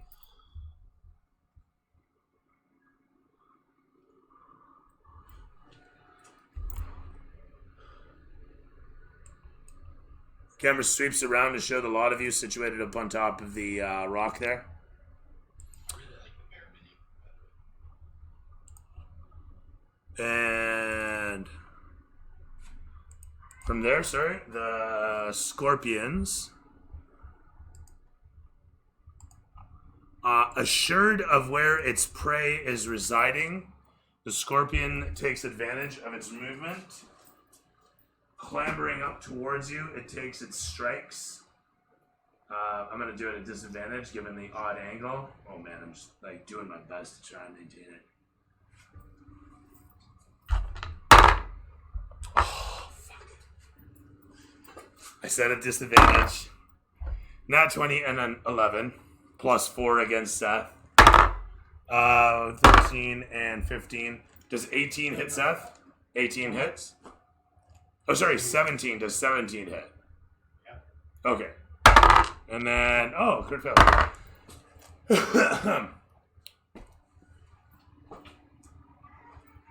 As from down below, it claps up towards you. You manage to avoid the first two, and this, sorry. What did I say? He missed the first one. He hit with the second one, and he missed with the third one. Sorry. You manage to step out of the way of the first strike as it suddenly leaps upwards and bashes a pincer against your arm, taking a claw and denting your armor.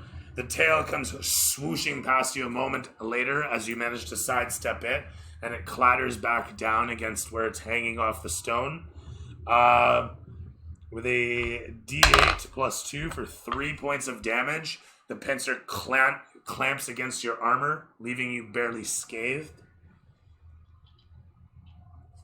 From there, it is once again over to... the scorpion in front of the bear. Seriously? Scorpion in front of the bear comes scuttling in towards you, clapping with each of its pincers. You swat the first out of the way, and then roar in its face, causing you to make it question its life choices with the second shot, and it misses. But then it redoubles its efforts and stabs you violently with its poisonous tail. Make me a con save. It's 17. Okay, make it in spades. So it's gonna be 3 plus 2 for 5 piercing damage from the tail, and then 2 and 4 and 2 and 4. Okay. 8 poison damage, of which you take half as it scrapes against your fur, barely nicking your skin. The bear carapace seeming to handle poison much better than your bear Goliath skin. No pun intended. From there, back to Seth. And on that note, I'm going to grab a drink. I'll be right back.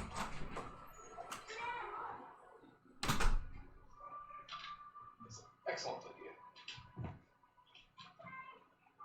My rolls tonight were so bad. Yeah, as a group, we haven't been doing great. I'm a melee character, and I set my character up where he cannot do anything. So I'm probably just gonna have to jump down. Well, you could join The bear. the bear in your unconsciousness.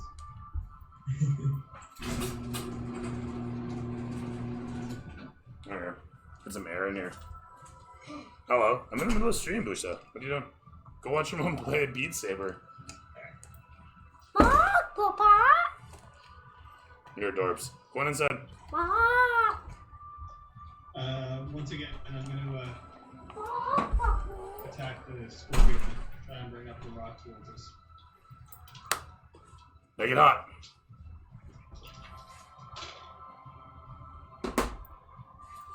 Unreal. Having no luck tonight, eh? Unreal. A 3 and a 2 with advantage. Unbelievable. As you swing wide, nearly losing your balance over the edge, you manage to regain it at the last, pulling yourself back into position. You go into idle animation and any bonus actions? Can I still make my offhand attack with Yeah, of my course. bonus action? Absolutely. Yeah, Absolutely. that really sounds good. Do you want to play catch up on your previous one?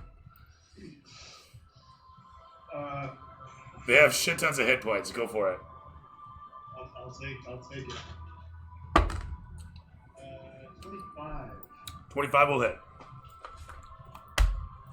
I'm sorry, that is not correct. I hope it's still a hit because it's an adjusted 20, but no, I only get my proficiency bonus, which is plus 2. Well, yeah, it still hits. Yeah. Hell of a good roll.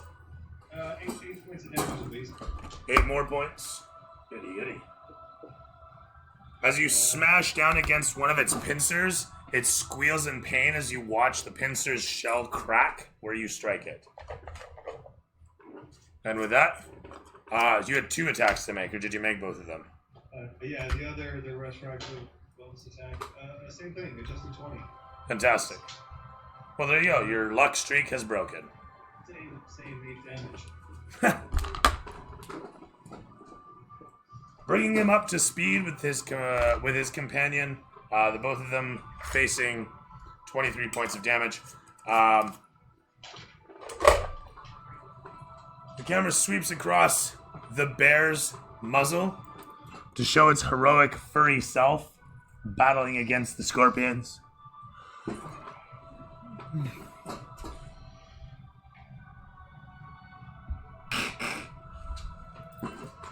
No, sir, I didn't see you playing with your miniatures again. I'm just gonna go after it again. Sounds like a plan. So 24 to hit, Hits. 6 piercing. Okay. And your second hit. Okay. So natural 20 for. Make sure to double that damage. Yep. Not the modifier, just the dice rolls. Yep. Shit.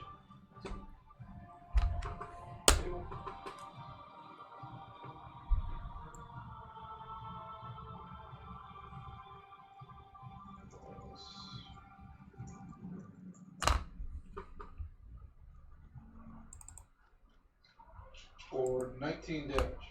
19 and 6 or 19 total? 19 for the second hit. Jesus. For the crit. Fuck did you swing? It's 2d6 for the claws. And this is the guy on the hill? 19 Yeah. plus 6. Yeah, he dead. You cleave down through him, smashing down with all the weight of your legacy. As he splits in half, legs exploding off of the carapace as the musculature lets go underneath the shell. The whole of him almost falls apart as if dismantled by unseen hands. A stain remains where the pieces were assembled. Where once was Scorpion, now sits Gore.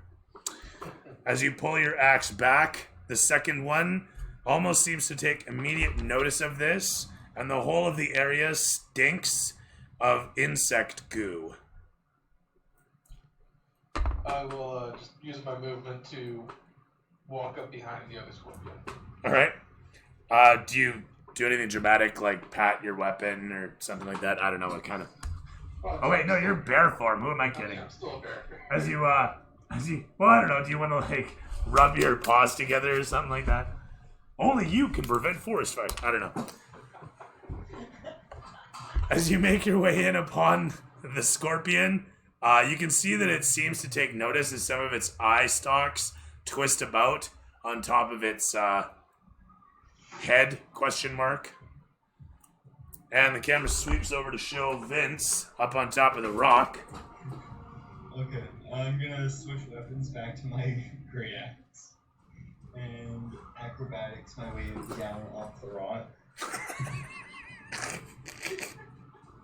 18 to get down. We can just count that as your hit. Okay.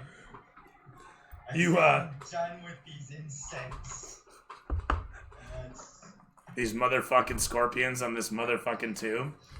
Yeah. Mother Hubbard tomb if you're PG. 16? 16 damage. Alright. That's a good fucking hit. Throw me an extra D6 for falling impact. Okay.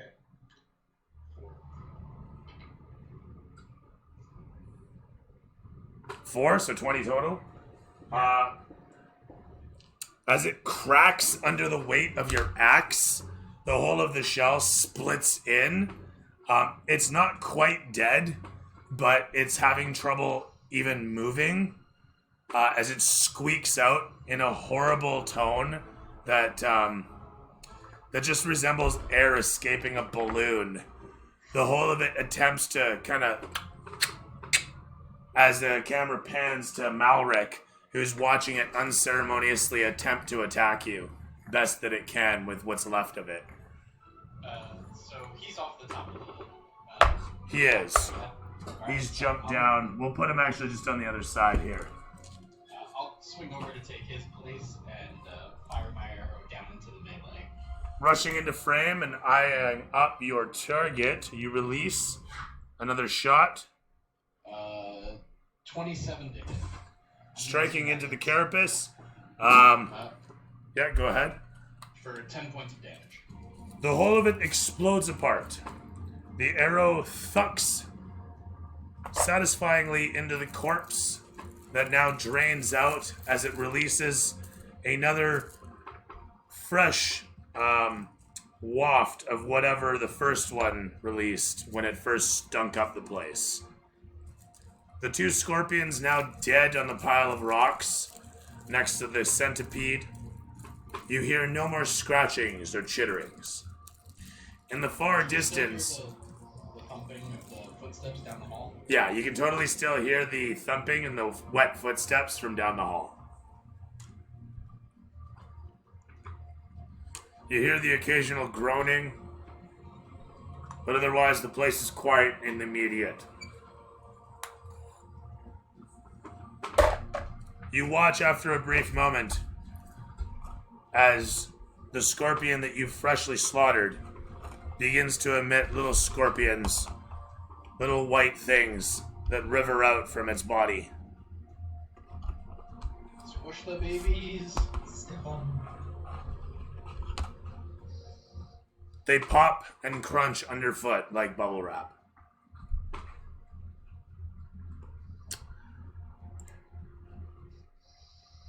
And from there,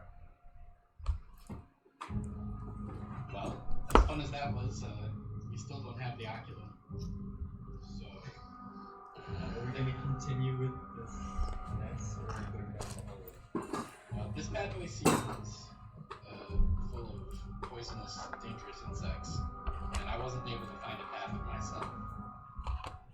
And I assume I'm the smallest of us, so if I can't find a path, it's unlikely there isn't.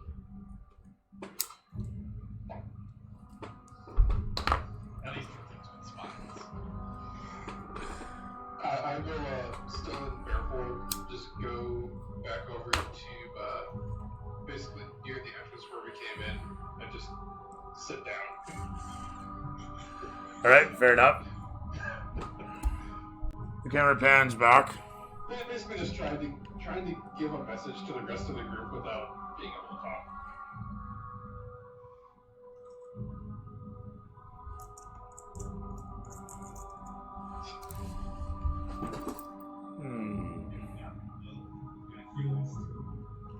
Well, I'm just like sitting down / lying down next to the entrance. He did look a little dead at that one point,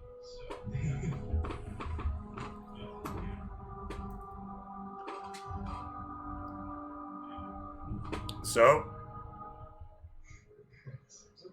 What time of day is it at this point? what time of day was it when you guys came in here? It's an excellent question. I want to say it was twilight when you guys finally finished your descent along the cliffside. It's about a half-hour descent. You guys got to the edge. Because all days of descent. I did No, not. half hour. You guys got there at about, I want to say 4 or 5-ish, didn't you? Yeah, but we camped for the night. Remember, you set up the tent on the. That's right. Yeah, that's right. No, I remember. You guys got there around noon. It was about noonish when you guys arrived at, and there was very little shadow as the sun was casting down against the cliffside. Yeah. So it's still like mid-afternoon. Yeah.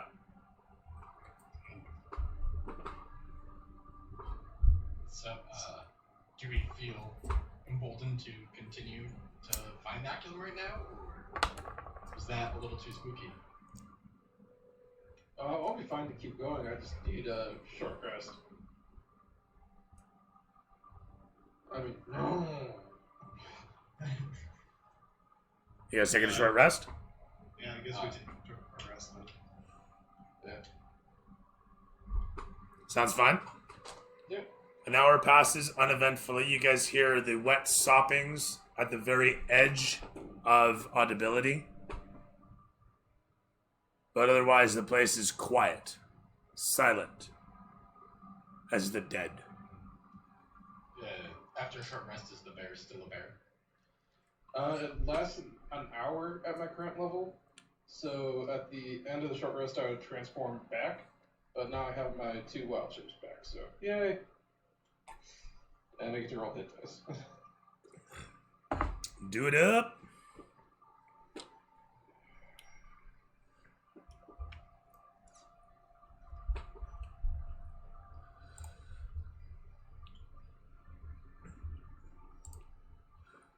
It's not terrible.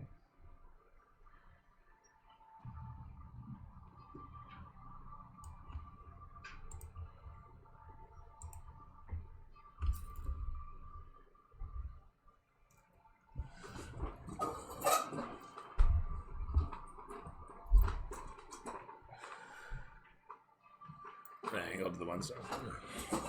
It's gotta be like right center. That's so awkward. All right. So short rest being what it is, does anybody else spend hit dice? Yes. Spent all but one hit die.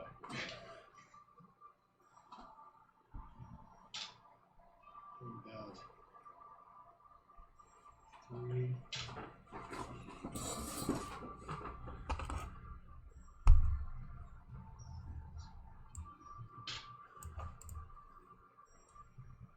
I recovered 19 hit points.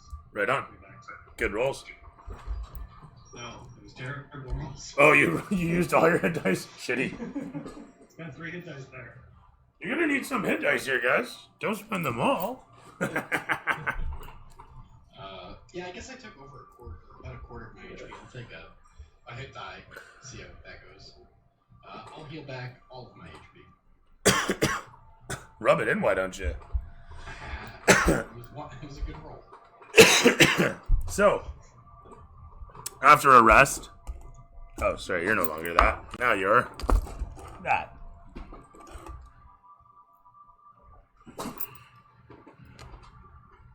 Over the course of the rest, have the footsteps gotten noticeably quieter or louder?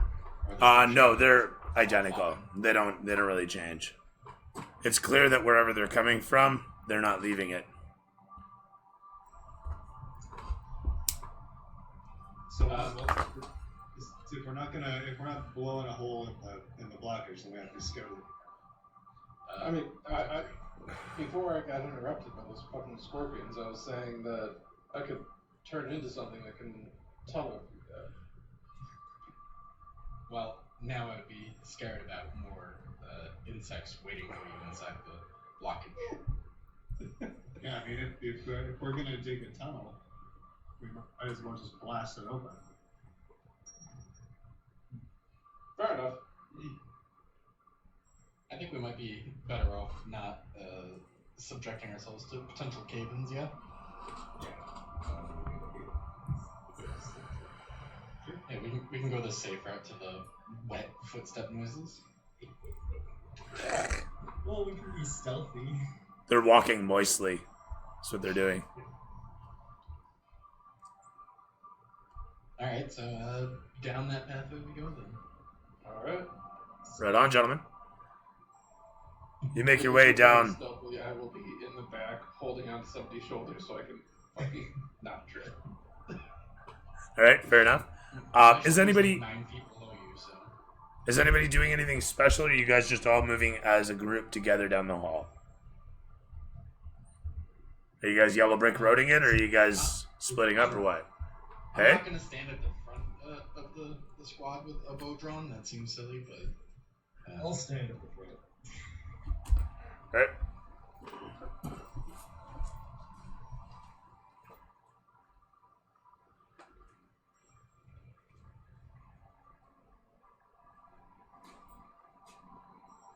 The camera swoops around to show down the hall as each of you begins to make your way. One after the next, overtaking each other in a somewhat tactical pattern, I guess. I don't know. Camera sweeps around to show down this hall further. Oh no, it was right here. Right here. Another archway presents itself, leading through a tunnel.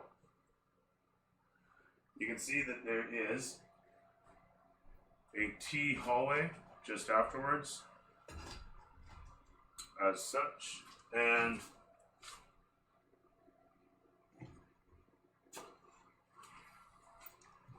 you know what? And that's it. And you can see that there's a hallway on the other side. There's a tapestry hanging here. You can't see the crest of it. You can just see the bottom of it.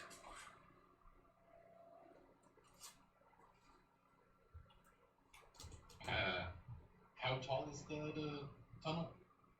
The tunnel here is about 50 feet up, where it's not broken away, and then this you're looking at about 10 feet at its apex. Okay, but enough to still see clearly through if there was anything. Oh yeah. There. Okay.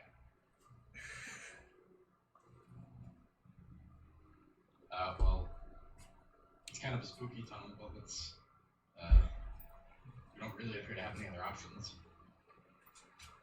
The statue looks up at you mournfully from where it lies defeated on the ground next to you in the old dirt, surrounded by history forgotten. A bit of a breeze seems to pass by you, or maybe it's just your sweat cooling as you shift from foot to foot. You begin down the way, I assume? Yeah.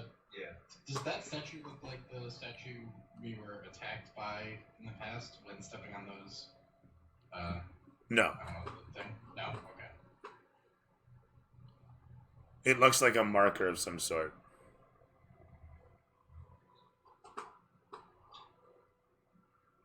With that said, fantastic. Drawing our attention. Yeah, I say move on. The camera slowly pans about to show Seth and Vince make their way forward, with Malric and Igar bringing up behind. As you guys mosey in upon, you see bits of blue rubble situated about, the same sorts of guard tile that you've come to know them as, buried in and around where the boulder has smashed down into the ground.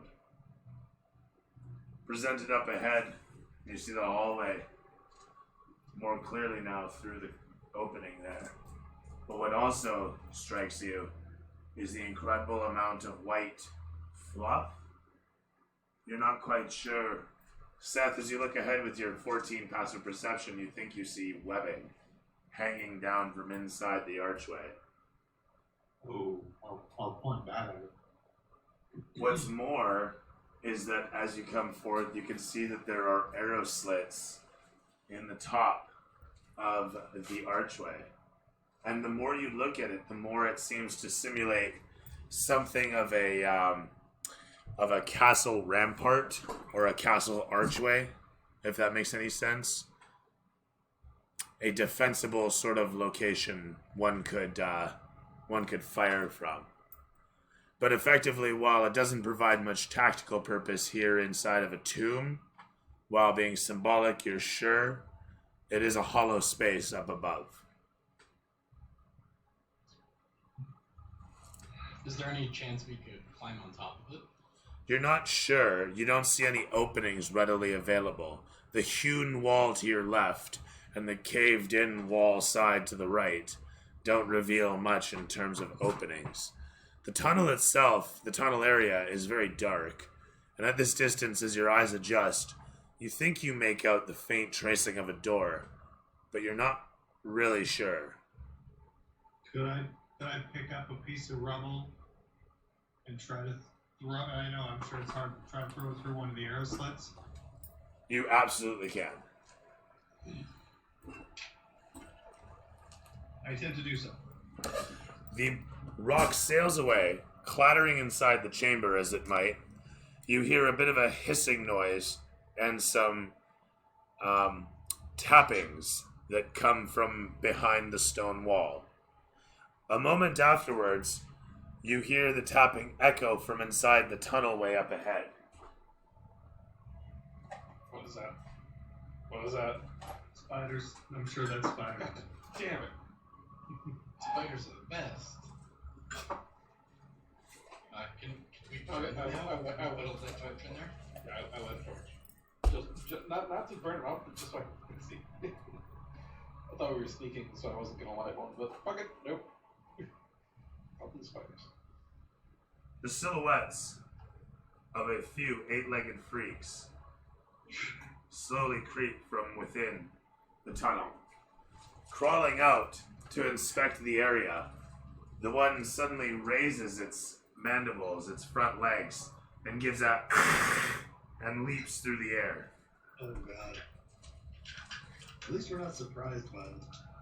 They shoot so many arrows at these things.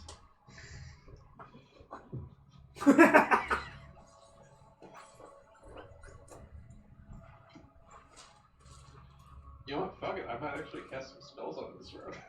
Seth, initiative. Oh. 17. 17 for Seth. Igar. 7. Terrific. Malric. 19. For Malric. And Vinny. 1. Huzzah! Plus bonus. Plus dexterity bonus. Then 2. Terrific. See, it's better than 1. And a... That's twice as much as you had before. Right? It's 100% improvement. And with a 12 plus bonus, right in the middle, Dungeon Master. Malric, you're a hero. Let's hear about it. Oh, Malric is not a big fan of spiders, especially giant ones trying to murder you with a forgotten tomb. Malric's going to attempt to put an arrow right in between the 8 eyes of the one right in front of him. All right, terrific.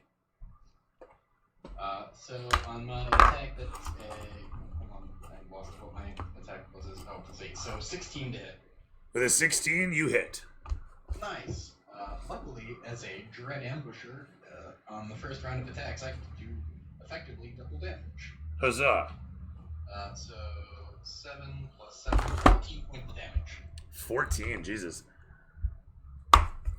Good hit as it thumps directly into its carapace. Its abdomen shakes violently as it screeches out in pain.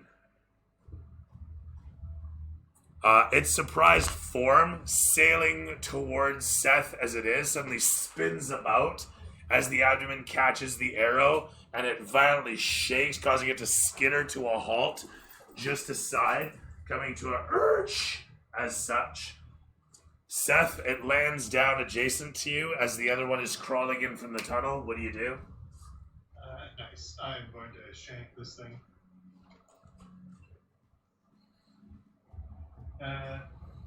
What is the distance here? Is my ally within 5 feet of it? He is not. You are within 5 feet, nobody else is. No.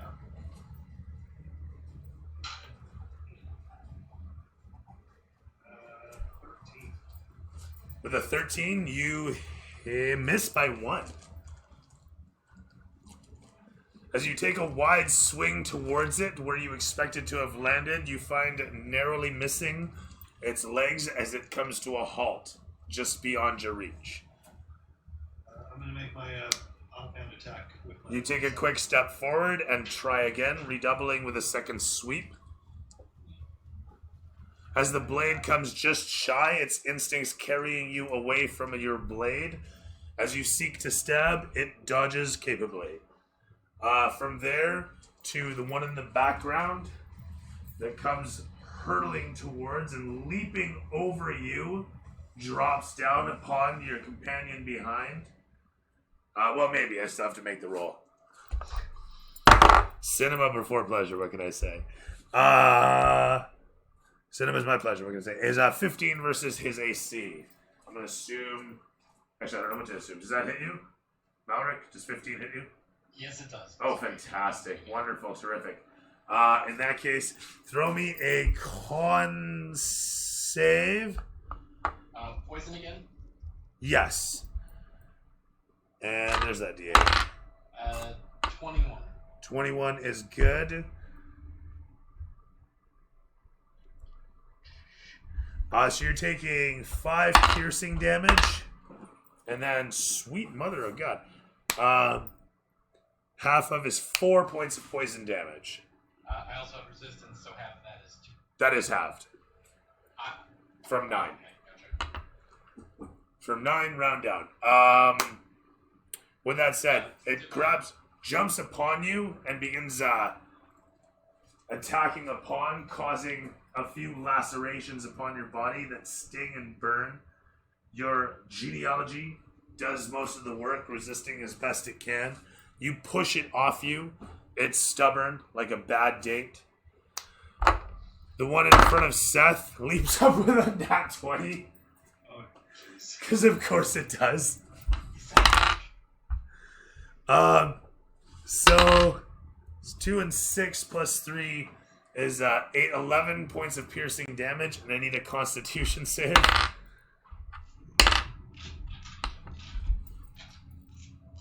have advantage on my save.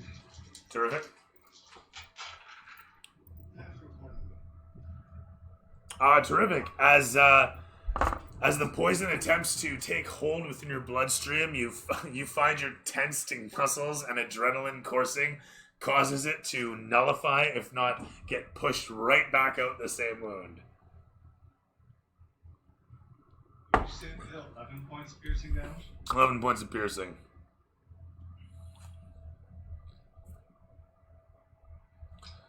And half of 8 is 4 points of poison damage that you're taking there.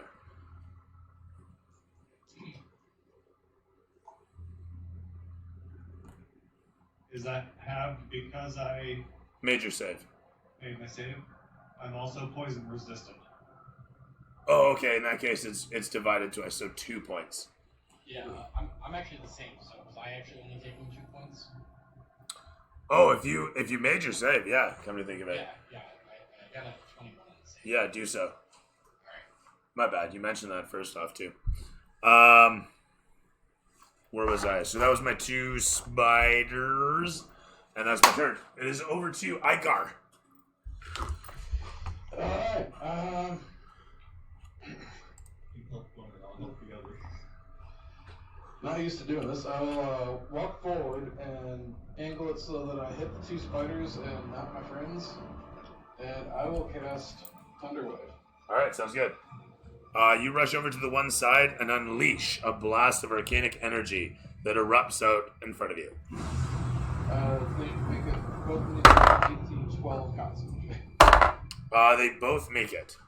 The spiders, using their spidey sense, as one might imagine, leap out of the way of the impending explosion. The arcanic energy explodes against them all the same, doing how much? So half of 11. Half of 11, so 5 points of damage apiece. Explodes against their bodies, the one at 19 and the one now at 5. The one's abdomen seems to crack from the sheer stress and leaks a bunch of Icarus fluid, green-black in color. It squirts out. Then I will just bonus action turn into a bear.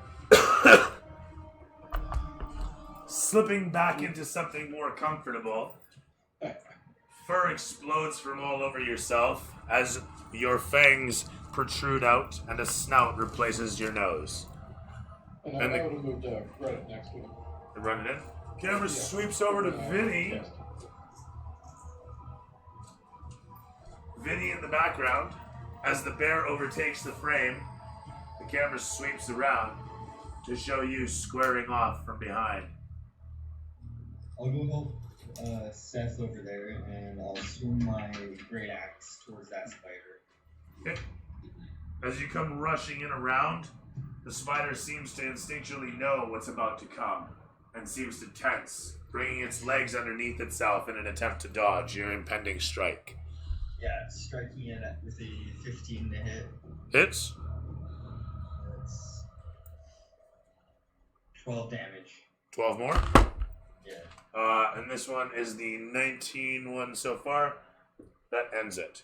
As you rush in and smash down with your great axe through its abdomen, the whole of it explodes, popping as it. Well, that was not. Anyway, it pops, exploding in all directions.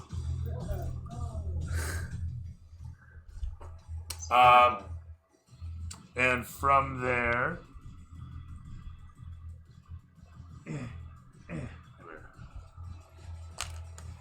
From there, once again over to bonus action. Anything else to declare, sir? No, that was a good turn. Once again over to Malric. So I assume this one's a little too in my face to bow it. It is, yes. Would I be able to drop my bow and draw a short sword to stab it with? Yes. Well, then I will do so. Dropping my bow to the ground, I will draw my short sword and attempt to stab it in its giant abdomen that's like right up on my face. That sounds like a plan. I'll fail miserably though, and miss wildly with an 8.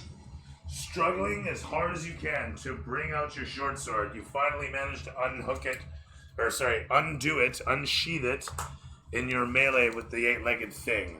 As you bring it to bear and attempt to take a swing, you find yourself still too bunched and cannot make a proper impact. From there, it is back over to Seth once again. I'm gonna stab this spider. No, it's not for this one. Kill this.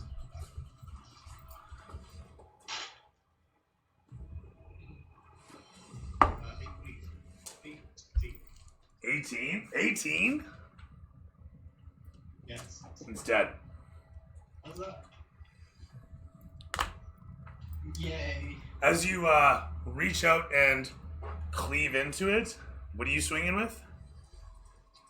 2 daggers. Oh, wow. Okay. So it's like basically, you're literally like shanking the fucking thing. Yeah, yeah, exactly. President style. Knowing where a spider's liver is, you cleave into it. It squeals out, shudders, and drops to the ground, legs splaying out in all directions. Everything goes silent. Aside from the sounds of congealing from overhead, you don't sense any more danger. I'm going to resheath my short sword and pick up my bow. Yeah, seems like we need to stick with what we're good at. That's fine. That Short happens. sword didn't work. How long do the effects of this poison last? They're immediate. Oh, it's just you take that damage and it's over? Cheesy, but that's what it is. Well, I guess we get to crawl through the creepy tunnel where the spiders were living now. That sounds great. Yeah. Seems like they like to live in packs of 2.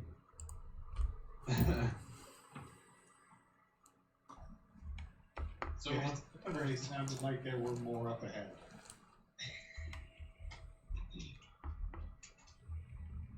dibs on not going first? I'll go first. Yeah, I'll go first. I don't care. I'll follow close behind. You guys play it so cavalier. What do you think? This is a motherfucking game? Alright, so who is going first? I will go first. Oh, sorry. Vince can go first. I'm not good. Fine, the bear will go last. Vinny heads into the tunnel. Yes, that's good. The first thing that you see as you walk in is it's just cobwebs and then serious webs behind. Like, sorry, not cobwebs. It's just this serious blanketure of webs all over and around, and it's caking the front except for that one hole where you can see that there was a hatch, and there's a ladder that's just covered itself in web, leading up through the hatchway that you presume is just webbed the fuck open. Okay. Should The I tunnel- go right to slice through them? The webs aren't covering the opening. The webs are covering everything else. But ahead of you, behind you are your companions. The ladder and hole in the ceiling are right there. And this right here is a set of halls going in either direction. A hallway going in either direction. And a tapestry here, and you look upon it and you can see that there is the crest of the True Forgers once again. As you look left and right, you can see in this direction it leads off to a quick bend, and you can see it straightens out again, and there's a door straight ahead. So what I'm saying is there's the hallway hits a corner with a door on it, and then continues on, and it goes off to the left. Over here, it darkens out after 100 feet or so, but continues on straight. It's drab, but there is a running rug that starts about 20 feet away from you. Okay. Guys, it's clear. Alright, I'll feel confident enough to follow him. There's a hatch there. So the hatch, there's spider webs everywhere, and there just happens to be no spider webs over the hatch. Well, they had to come in and out of their little spot somehow. Up in the space, and that's where they drop down. Gotcha. Well, I think that we can leave their home alone. I'm good with going past the hatch. Actually, I take it back what I said before. I'm gonna redact that. Looking over to the one side here, this hallway is still darkened, and then that side, this side is dark. That side ends in a doorway. Very abrupt, just like that. What's Well, this map say? Well, theoretically, that cave-in blocked where we're trying to go, and Yeah, the door leads back to the cave-in. I think that's the direction we need to go. Alright. When we get to the tapestry, though, I want to check and make sure it's not blocking anything behind the tapestry or something along those lines. That's fair. So you want to just pull the tapestry back and look behind it? Yeah. Yeah, sure. I mean, why not? You find a little alcove. Upon the alcove rests a bunch of jars with stylized toppers and geometric shapes. Do I recognize what the shapes might indicate? Throw me a history check. A 2. You know you've seen these sorts of designs, but they're a bit abstract for you to comprehend. Alright, I'll point them out to my allies. I found an alcove here with some Oh, you jars. see stuff. I don't know what they are. There's definitely stuff, though. Definitely stuff. I want to say you do know what canopic jars are. These are cremated remains. Okay. In that case, I'll let them know I found some canopic jars and suggest we just leave them alone. Okay, cool. With that said, you let the tapestry drop back into place, I'm assuming? Yeah. Okay, done. To the door. You head over towards the doorway. It has a simple set of glyphs upon it in an elven script, as well as underneath it in a dwarven script. Actually, sorry, dwarven's going to be on top, because dwarves. What does it say in Dwarven? I speak Dwarven. Oddly, it's not a word that you know. It's spelled out in all capital glyphs. Fadaga. All caps.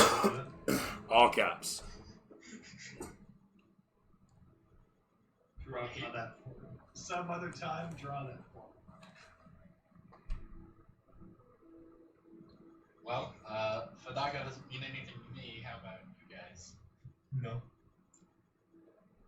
So, Did it make sense to the dwarves? Actually, you know what? I'm going to redact that too. I'm rearranging things around, actually. I got a better idea. Upon the door, you can see...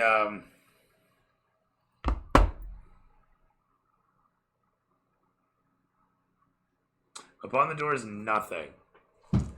It's just locked. Literally, yeah. It's just a steel door set in a stone frame, and it's locked. You can tell by the way it is. But no, seriously, you can see the keyhole upon it is a fairly robust inset unit, and it has a latch handle that depicts it should slide to the side.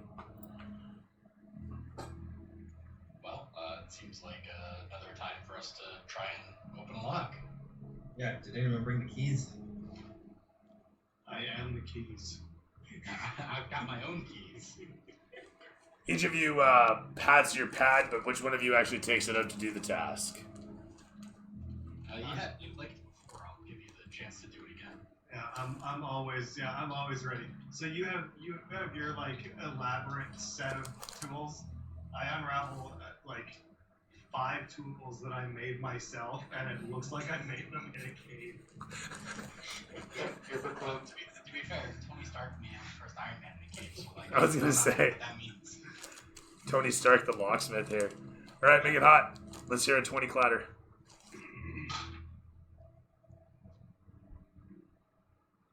23. Fabulous. You give a flourish and produce a pair of tools, A quick moment later, you give a deft twist of the wrist, and yet again, a satisfying occurs. The door immediately releases slightly from the stone wall, and you hear a sucking noise that occurs as air passes into the chamber. Oh, that's weird. So we had a somewhat hermetically sealed room here. It would seem so.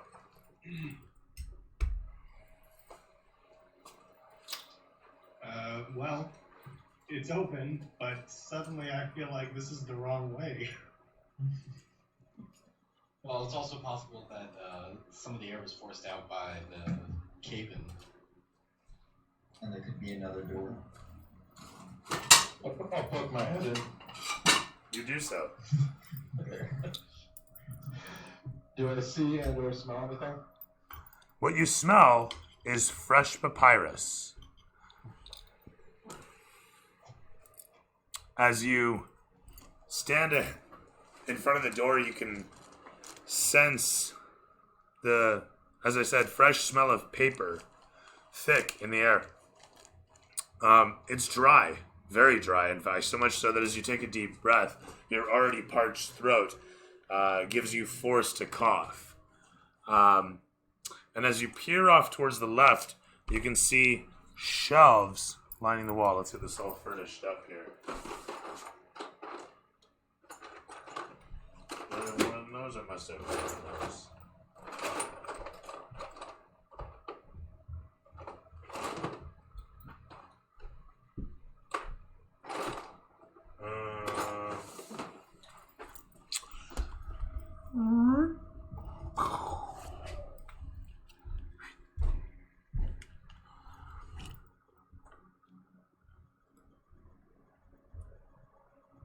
And something like this.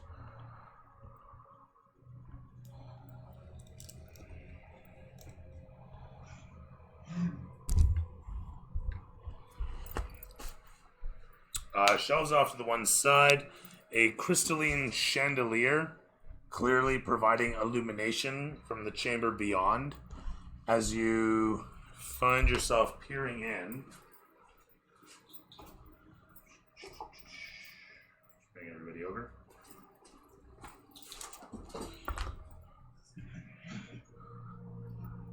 Peering in upon this room that sits at the far end of the hallway. Behind you, behind you on the wall is a tapestry that, as you look upon it, you can smell the fresh fabric. And as you look it up and down, you realize it hasn't aged a day. In fact, as you look around the chamber, you don't even know that there's any dust anywhere. And looking down at the far end, you're struck by what you see is a harp situated between the two bookshelves.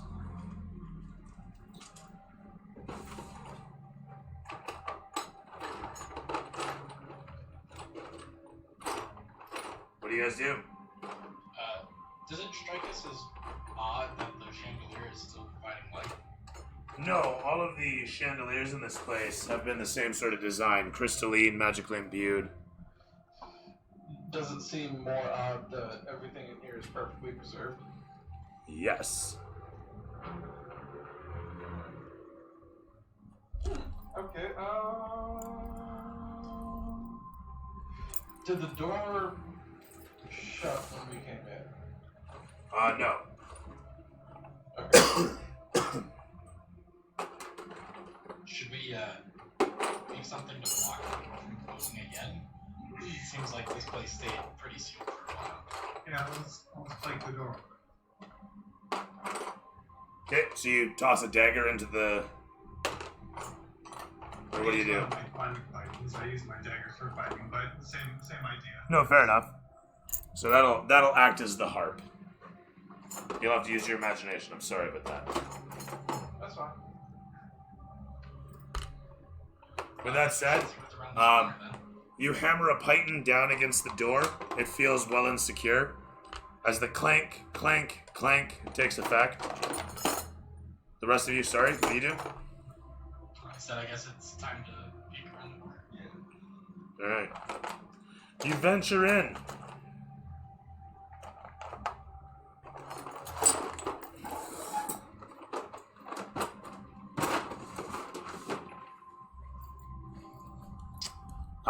Sorry, there's a tapestry on the wall behind you.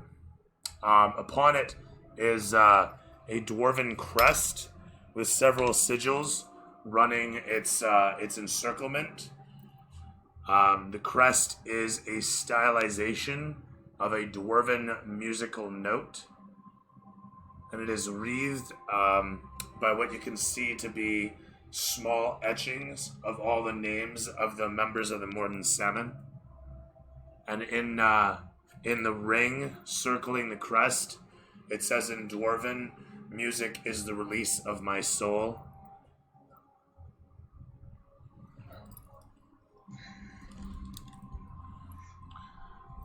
The camera pans sidelong against the chamber beyond, a rather open space with several tapestries hanging around, simple colors of blue and red, tastefully decorating the chamber.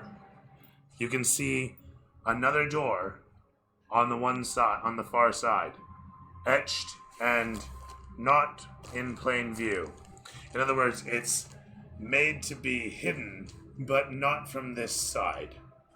It's rather obvious against this side of the wall for the large gear that is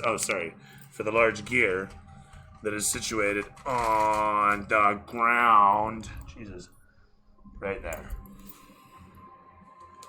And then we can actually throw a thing here to signify the shape of the door. Boink.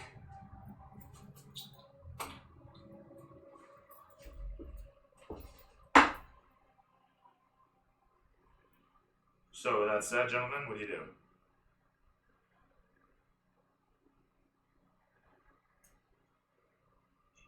Anything worth mentioning on the shelves? Yes, very much so, as a matter of fact. The source of the smell of parchment. As you look upon the shelves, you find stacks upon stacks of varied sheet music. Neatly stacked, folded together, and you also find boxes on the highest shelves, lined up next to each other. They are black, onyx almost, shining, polished lovingly, with a golden locking latch on the front. There's about 4, 5, 6, 7, 8 of them all lined up. Varying sizes. Some the same size, 2 of them match in size, and then these 2 match in size. And there, you realize, spaced, interleaved, lovingly from smallest to largest in 2 sets. Or sorry, in 4 sets. No, sorry, in 2 sets, yeah. Bard's a quiet. Yeah, where's your bard when you need him, eh? Anyone here good with a harp? Would you treat us to a tune? I can read the dwarven text.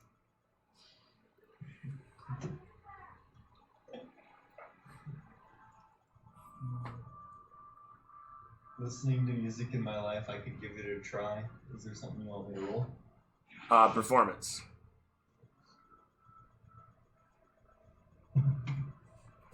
5? No. You strum a few strings for a moment to try and get the air of it back. You get brave, and a moment later, find yourself strumming and losing your position and get your fingers somewhat tangled up in the strings. Recovering a moment later, pulling your fingers from it and give them a shake. It's been a long time. Even from that, they've started to ache. The bear's just been holding his paws over its ears. I mean, it's a harp, not a tin flute, so... At least it didn't hose you down with acid or something. At this, though, as you finish off, the oddest of things happens as you feel a shimmer of cold cause a little bit of a shiver in the base of your spine. Nothing permanent, just a momentary passing sensation of cold. Freezing, almost. And then it's gone. Did I do that? Nobody else in the chamber is perturbed in any fashion. Seems like it was only you. Okay. As you enter further in upon the chamber, looking upon the shelves and whatnot, your passive perception, 12 or better, leads you to see amidst the bricks there's a fair-sized gap where they don't make any effort to hide it, but they don't make any effort to point it out. It's a gapped space with one of the bricks situated in a slot. So it's lifted and has a gap to move down. Looks very much as a lever would. Well, nothing worth doing that hasn't been done, so give the lever a pull. You walk forward towards it and grab a hold. The whole of it comes to life as you watch the gear spin about and the door spins halfway. As this occurs, you see on the other side of the door a large chamber and hear the sounds of wet feet mucking about easily. You also see upon it a large stone piano with pipes leading upwards and being cut off at different angles. You literally see a large pipe organ on the other side of this wall. Furthermore, beyond the wall here, sorry, we'll do it this way. I'm gonna do this. Sorry, fun apart.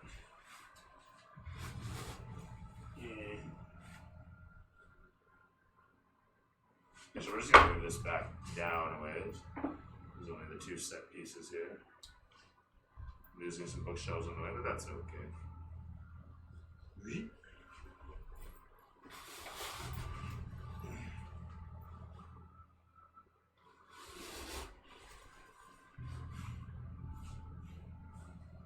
As the whole of it erodes underneath. Worm sign!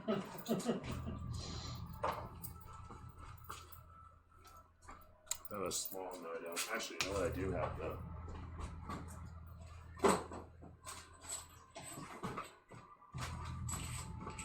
I have some of these. Boom, boom, and boom. And then... He's the Black Eyed Peas.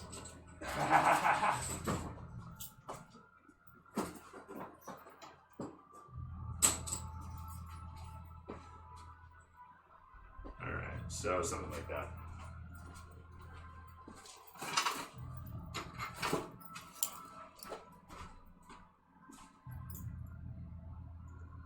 Holy shit, this thing.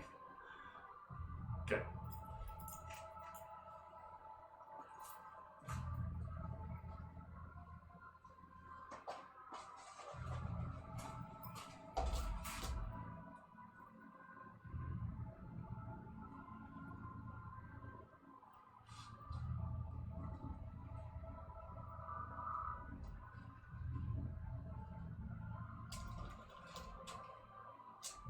Milling about in the muck down below, you see several sopping, soggy zombies slipping around just over with their heads and shoulders above about maybe 3 feet of water, 2 feet of water even. The sludge and muck down below is thick, there's no question. It's black, murky, sludgy, and slimy. Occasionally you see bits of whatever, body parts, skin, brain matter, who's to say, floating on the surface. As the camera slowly pans down towards it, the mess of bodies down within it, striking you. Meanwhile, I have to think of the Design this place, and then thing. And then, I wanted to get, right. Nope, not that one.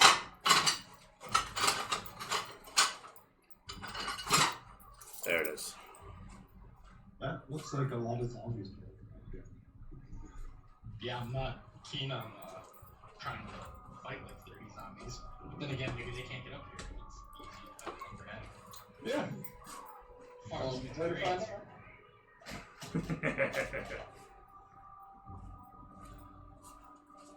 Don't we have an explosive? They're underground. What could go wrong? I was just thinking that, but that thing was designed to clear the kind of debris in that hallway. You know what it'll do if we just blow it up in the middle of this. Well, Or theoretically, one of the things it'll do is kill a bunch of zombies. Well, that's proof. do we see a sarcophagus with any sort of lens-looking thing? Ah, there it is. Found it. Funny you should ask. Did it.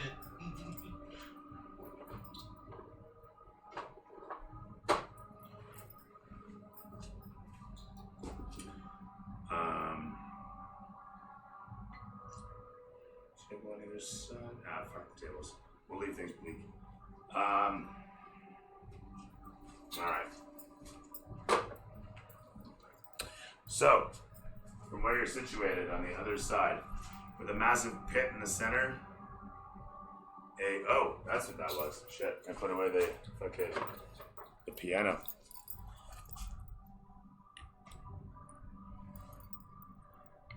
So as I was saying, large stone pipe organ on the one side. The sarcophagus on the other side. And you know what? We'll put a bit of a ledge there.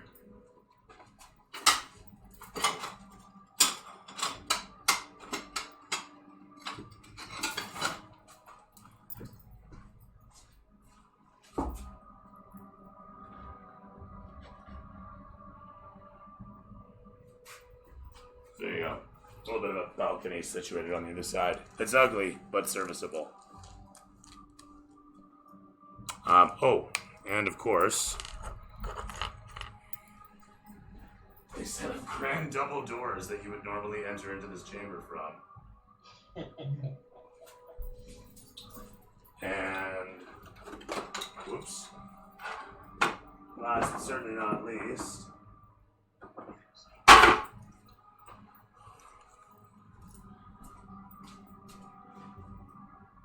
yon broken stairs. Very broken stairs. And so there you be.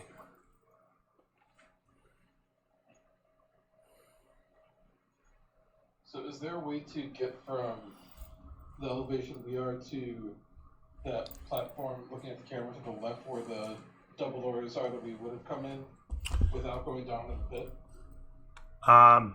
There's a little bit of a jump no matter which way you slice it. It's about a 10-foot jump from the balcony's edge to the. Sorry, 1 second. Did I say 10? Yes. Shit. There we go. That's 10. Ish. Oh. So it's 10 feet over and about just under 10 feet down onto the ledge there. It also brings you to within 10 feet of the zombies. And you're not sure if they would clamber onto that second level or not. You also note that getting back might be a bit of a bitch.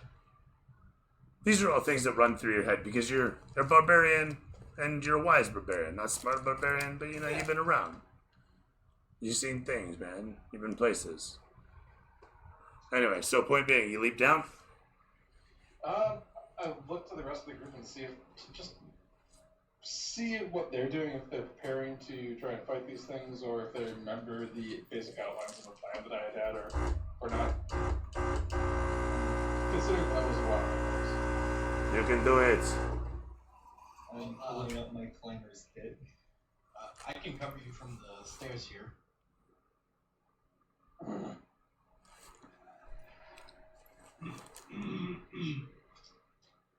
Alright.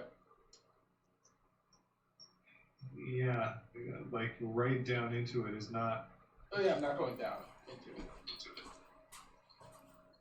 But yeah, I'm definitely comfortable trying to make it along the side past the doors there above them. Okay. I'm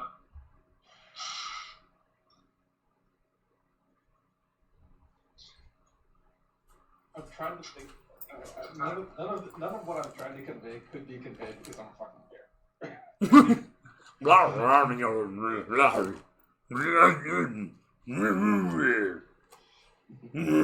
I'll just kind of stare at in particular the ones with fucking bows, and just kind of nudge them over towards. Does anybody want to roll nature or animal handling? You know what? As a ranger in the group, I feel like a little bit of nature is in my, nature.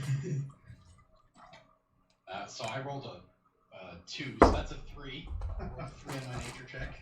Right? It looks like he has to go potty. You're sure of I it. don't think we're Done. there. You're fucking positive. With a bow from the ledge. I'm gonna I want to try and assume get there. And I'm just going to full sprint and try and jump across to the ledge, and then run up to the sarcophagus. Action dash. Okay. I'm not familiar with a bear's capability for jumping, so we're just gonna go with it. Throw me athletics as a bear. That's 16 plus 21. Okay. In a sort of macabre Free Willy style, it shows an upward angle of the zombie as you sail overhead.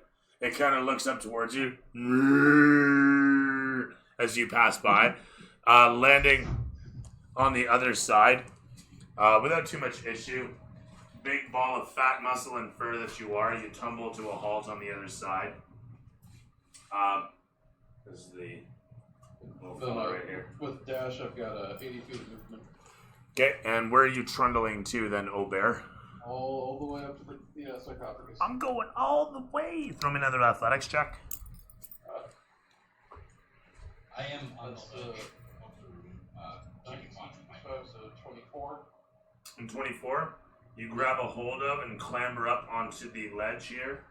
And that, I'm not sure of distance. Hang on a sec. I do have a climb speed, so that's just normal movement. Oh, fuck, really? Okay, well, in that case.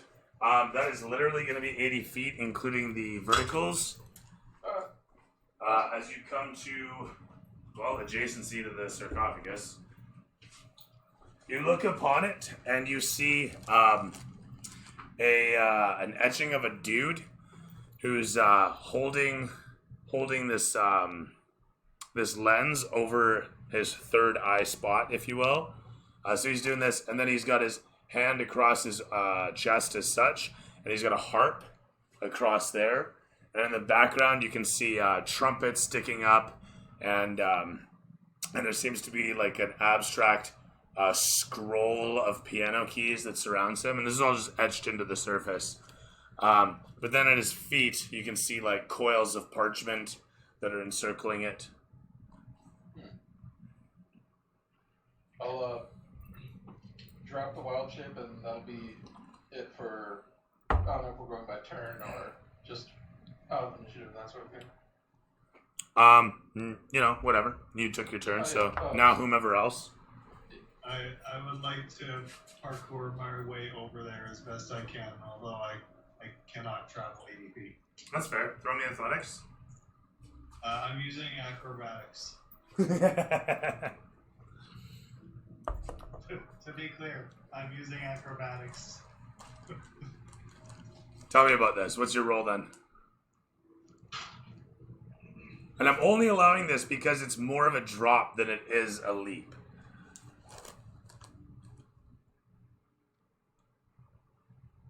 I mean, if that's not the function of acrobatics, and I've completely misunderstood what that skill's for. Acrobatics actually isn't for jumping, but acrobatics can be used to break a fall.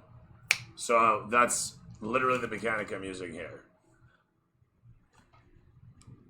Okay, that's fair. I rolled a 17 and a 6. Fabulous stuff. Like so much Jet Li, do you descend down upon, clattering onto the level below. You finish off your movement about here from yonder. And with that, it is over to whomever else, Vinny, for example, or Malric, if you will. Well, Malric's only plan is to stay on the ledge. of That's the fair. room. Malric positions himself with bow in hand. Yeah. He's ready for anything. And Vinny, what are you doing? I can set up my climber's kit so that they can return. Okay. If there's any way to procure it. Yeah, totally. So you set to work. You hammer a rope in by Python into the bricks nearby the door frame. Do you just do you want to be complete about it and Python it in at the other side, or is that good enough for you?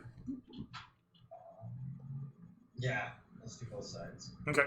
You grab a hold of the rope and roll me athletics. Okay.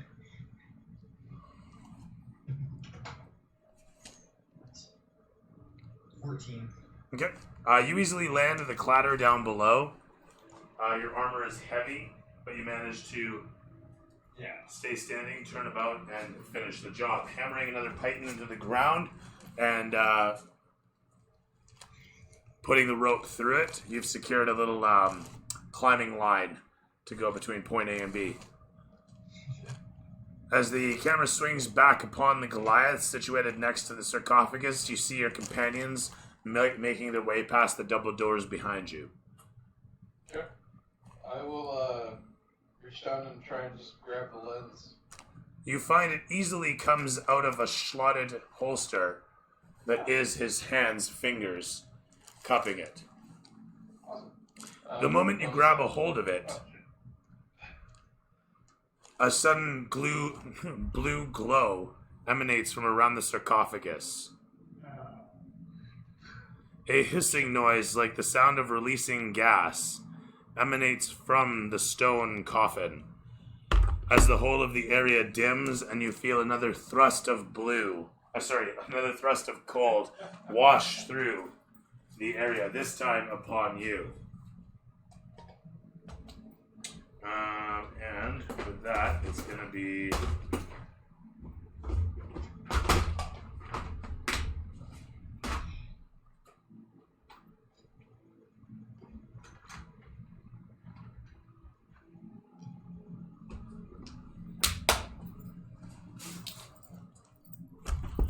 this fellow sits up out of his coffin and leaps in towards you, grabbing at the unit in your hand. Roll me initiative. Okay.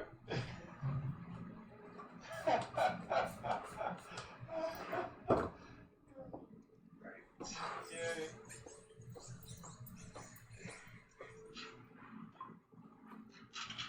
I need to switch my d20 out.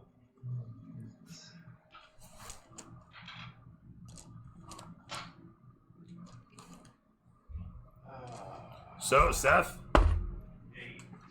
8 for Seth this time. Hygar? 1 plus 2, so 3. Yay! Yeah. Malric? 20. 20 from Malric. At least someone's got a good. Vinny? 1. Really? 2. Holy smokes. Alright, and your... New dice. No, I'm switching my d20s. DM's going... actually, the Wraith has... No, it'll be under you. I'm pretty sure he has a +2. If he has a +3, he gets to go before you do. Wouldn't that just beat all?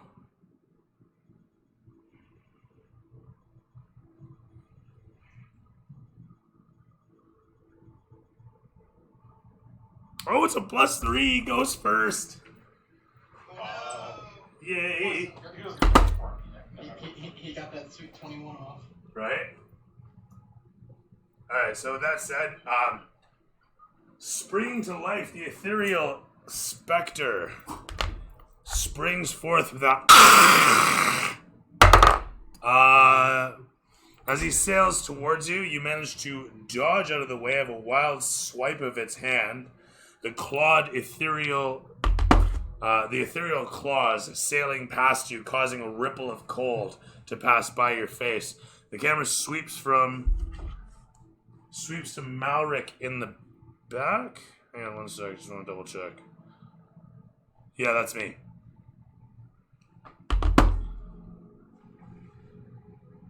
Malric, what are you doing? Man, I keep trying to talk with my mic muted. So I actually misread my ability before, so I'll perform it correctly this time. I apologize. But I will make my first arrow attack upon the spooky specter that is left forth from the sarcophagus. Alright, sounds good. Natural 20. Terrific. So double dice damage, yeah? Yes, sir. So my Bonus first added attack- separate. Yep, we'll do 19 damage. And I actually did. Is that a magical bow, sir? No, it's not. That's 9 damage then. Alright, and I get an extra attack as well. That's what my ability actually does. Let's hear about it. So, it's Dread Ambusher. If I take the attack action, I can make one additional weapon attack that deals an extra 1d8 damage. Make it on. Alright, so, drawing back a second arrow, I will attempt to pepper this guy with arrows, as it were. Nice. That's a 27 to hit. That'll hit. Alright, and that one will do 13 non-magic damage. 13 damage, split in half, becomes 6, so brings him to 15 points.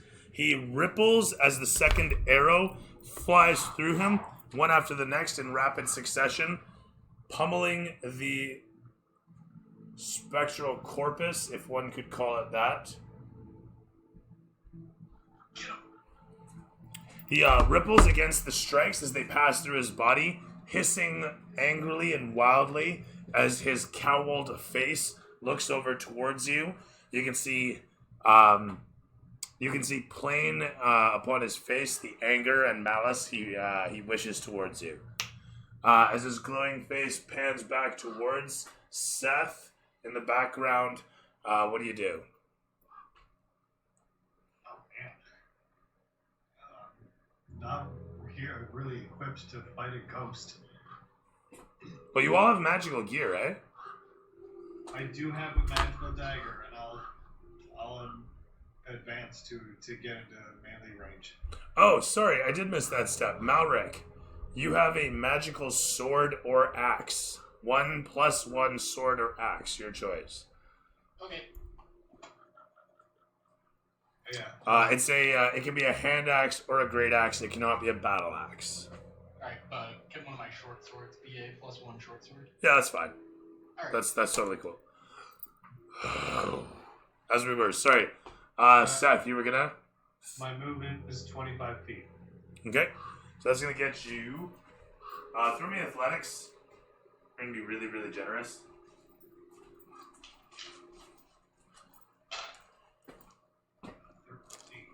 Okay. What'd you get? 12? You clamber and manage to find yourself hanging off the edge here.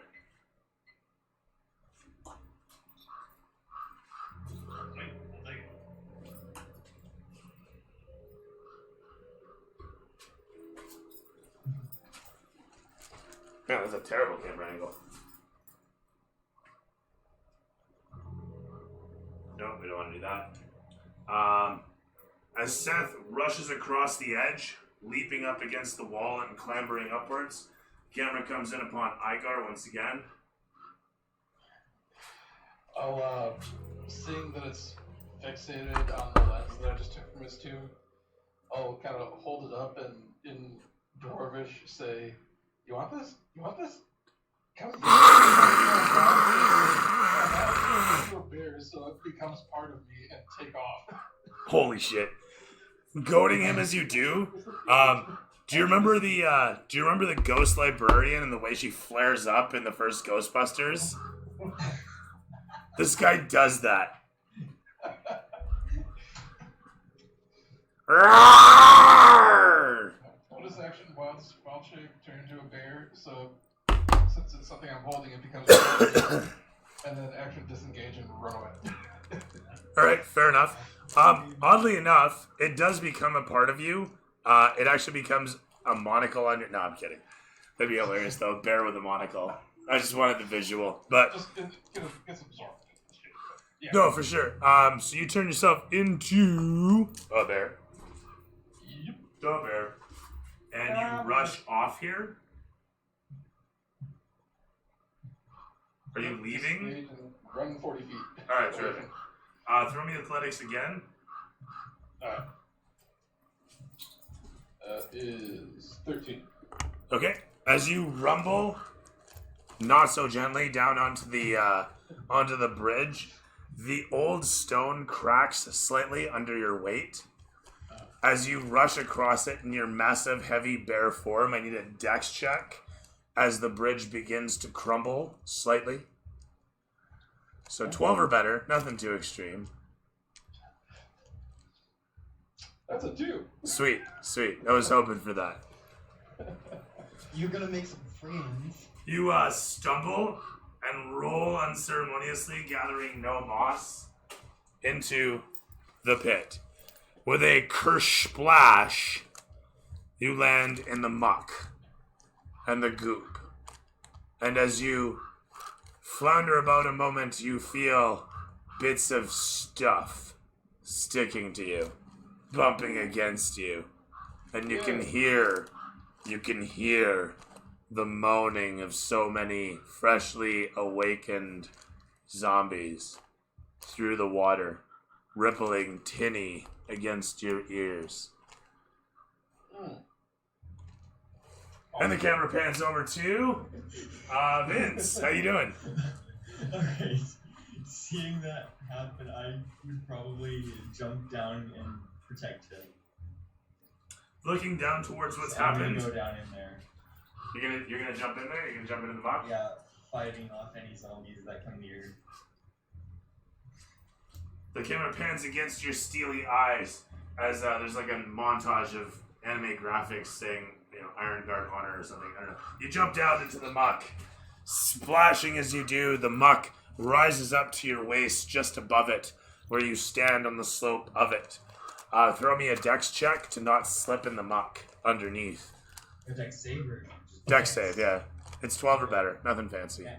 Nat 20. Fabulous. As you land down there, amidst the muck, expertly taking position, the zombie that looks towards you is thrust backwards from the force of you splitting the water, the sludge, waving him backwards. Yeah. And then I'll take an attack on that zombie. Terrific. As he's sliming his way backwards, you take a wild swing. Okay. That's 10 to hit. You know what? I'm inspiring you because of your heroism. Okay. Nat 20. That's better. Alright. So that's just gonna be like 2 damage rolls. Yeah. Okay.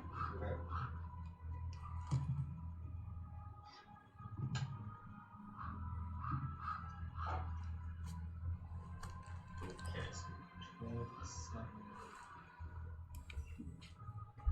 7. 25 damage. As you smash into the waterlogged, soggy zombie, you are stricken by what happens next. As it explodes against the strike of your blade. There's no impact. There's only an expulsion of force as the zombie pops against your blade, having taken on so much water and rot floating around in this pit of muck. And sludge splashes away from it in all directions as this occurs. Throw me a dex save as the splash explodes outwards. 15. 12 or better being what it is, you shield your eyes and your mouth from the impending expulsion of God's knows what. Oh. As you return to a battle stance a moment later, you eye against the impending horde that is slowly, idly ogling upon you. Yeah, this is gonna be. And back over to me. Just don't get hit. It's gonna be difficult terrain. Yeah. One after the next, they slowly make their way, sidling as best they can. Some of them fall, tripping stupidly over the bear in the water, but fall in upon you and start to try to chew upon you with soggy gums, broken teeth. The whole of them hoarding as best they can, only do so well. Mrrr. Anyway. Who's that?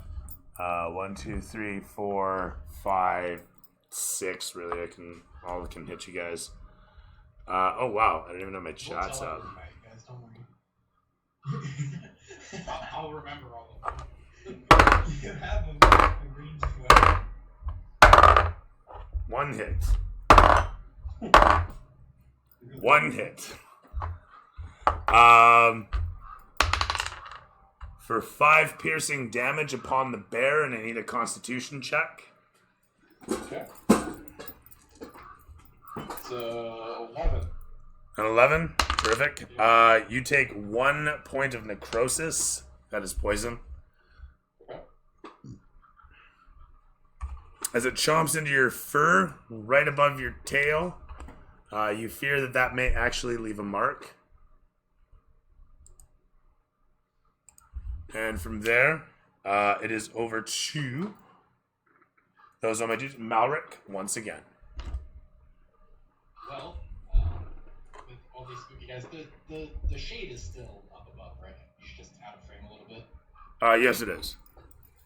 Alright. Oh, sorry. I should probably do something with that. Hi. Oh. So, hello. Don't feel like you have to. You know, just because it's right above you. Don't feel obligated. It comes flying in towards you, and then suddenly veers and sails off towards somewhere else. As you're sitting on the edge of the ledge there, hanging off it, just about to ascend, it swooshes past you and sails off towards your companion in the sludge. Okay. So I just want to double check its movement speed here. Oh, terrific. Well, in that case, you guys watch as it finds its mark. Motherfucker! Oh, fucking fully. He just 60-foot fucking swoops in. 19 plus bonus, sir. Yeah, that's Fairly certain that's gonna schmoke you. From there we go to 4d8 of necrotic damage. we'll miss you. Ow. Pardon me, I gotta roll some dice. Hang on a sec, I'll be with you in a moment. Ooh, that's a good roll. Ooh, that's a good roll. Ooh, actually, that was the fucking same roll. Holy shit. Hey, 15 points plus 3. 18 points of necrotic damage. Holy mother of balls. Also, I need a DC 14 Constitution save. Alright. That is 10 plus. Oh, you use whichever one's higher, right? Mine or the bears?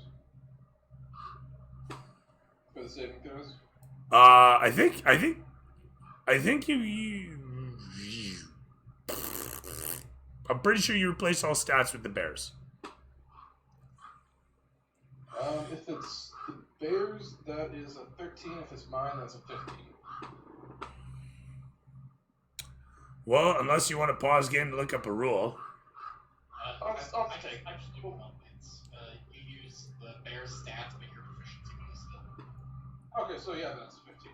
It's 15 then? Alright, terrific stuff. In that case, you still take the damage, but otherwise you're alright. As it reaches into your body with one icy claw, you feel the ice start to fill you from your chest outwards as the undead ethereal fingers wrap themselves around your heart and begin to squeeze.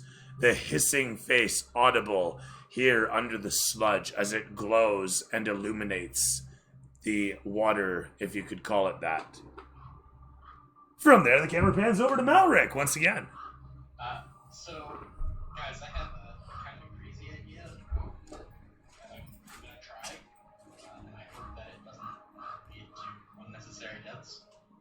I mean, I'm gonna- right? If you throw that explosive at me, So, I will not be happy. so I'll explain my logic before I do it. I realize in a single round there's not enough time to discuss it. But the plaque we read before said that music will soothe my soul, or set my soul free, or something to that effect.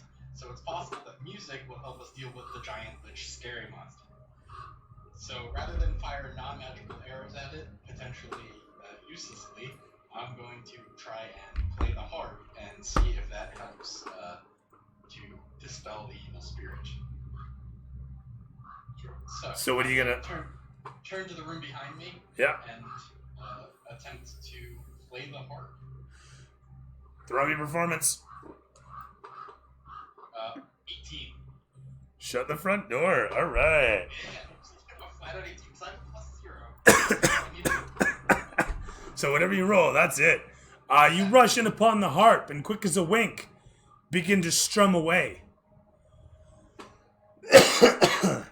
I can't remember what the character's name in fucking thing there, Road to El Dorado is called. But you're kind of like that meme where you're like super vigorously pumping away on the strings, doing your best to be as heroic about it as possible. I don't know if you strike a pose or something, but the music that melodically emanates from the harp strings as they strum strikes upon the wraith. Ever so suddenly it withdraws from your chest cavity, and its entire expression and the color of its glow both change.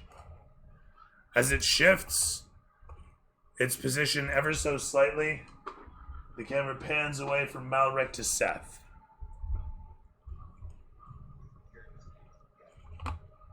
Miguel, that's it. I guess I'm gonna start making my way back towards the rest of the party. Alright.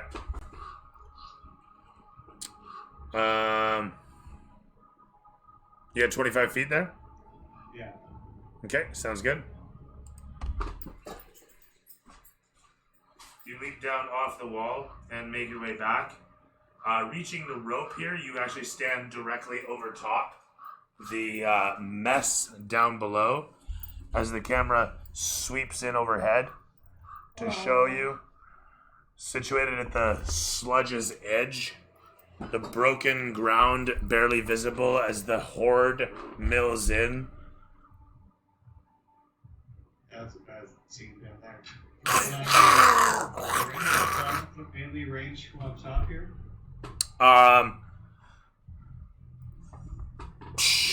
It doesn't look that way to me. It's not really meant to be. No, it's supposed to be about a 4 or 5, 3 to 5 foot gap leading downwards to the sludge's edge. Anyway, you know what? It is on a slope. So none of the dudes are close though. So no, the wraith is technically in melee range, but that's about it.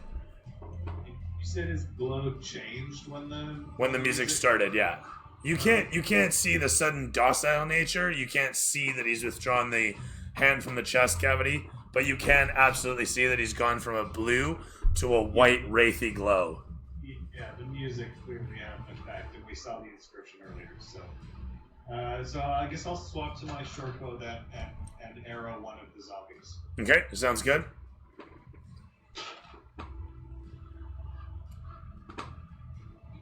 A 15. Roll me damage. You knock an arrow, take sight, and fire away.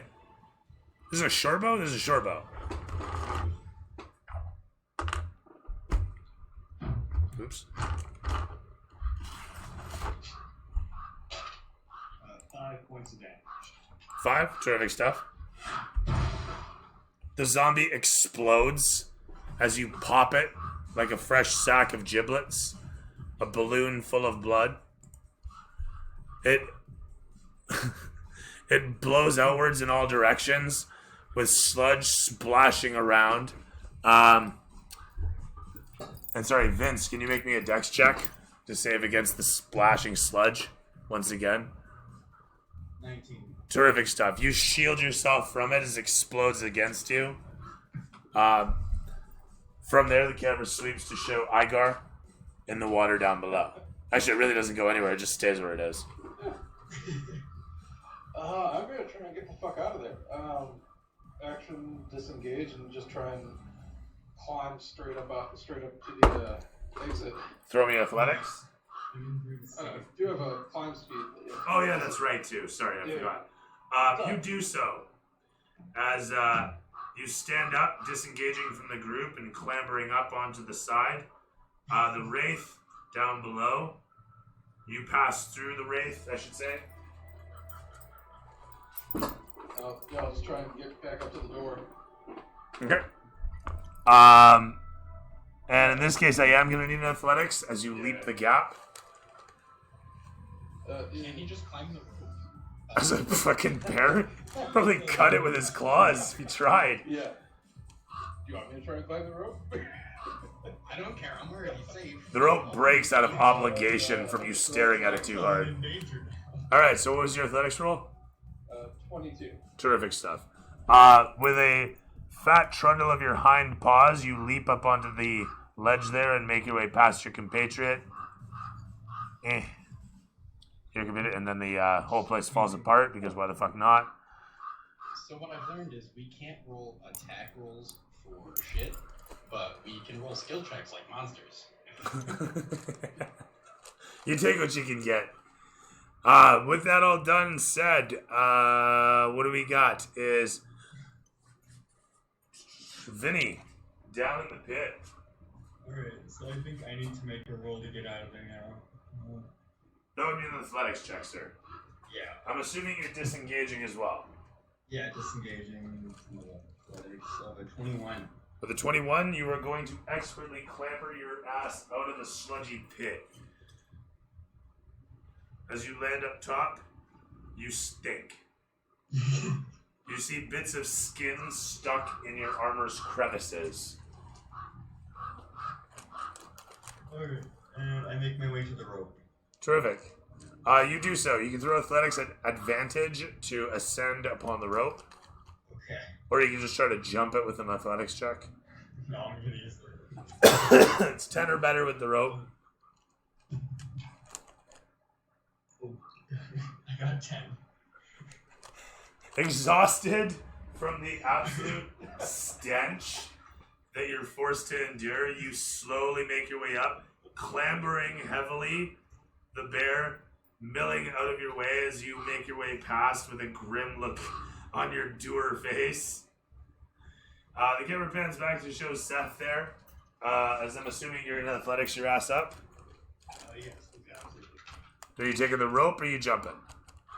I'm gonna take the rope. Okay, advantage, 10 or better. Failure. Are you fucking... Yeah, as I was saying before, I misinterpreted acrobatics. My athletics is terrible. Oh, you know what? I'll take acrobatics on this. That's fine. I'll walk up the tightrope kind of thing. Sure. That's totally good.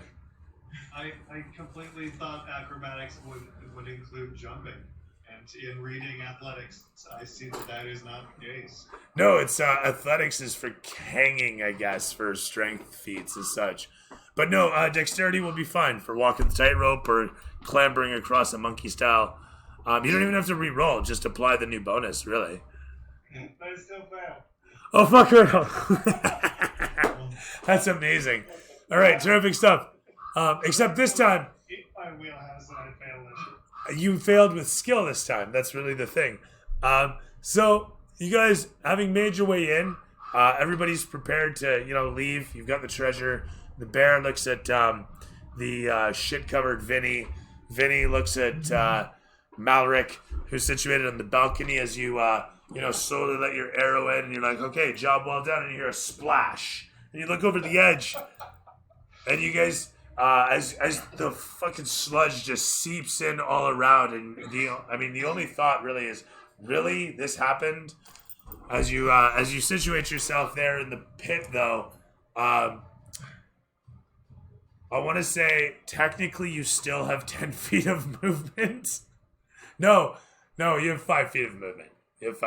So never mind. And that's where your turn. You could double move. I don't want to be in the water, So athletics it is. You're gonna double move out of here now.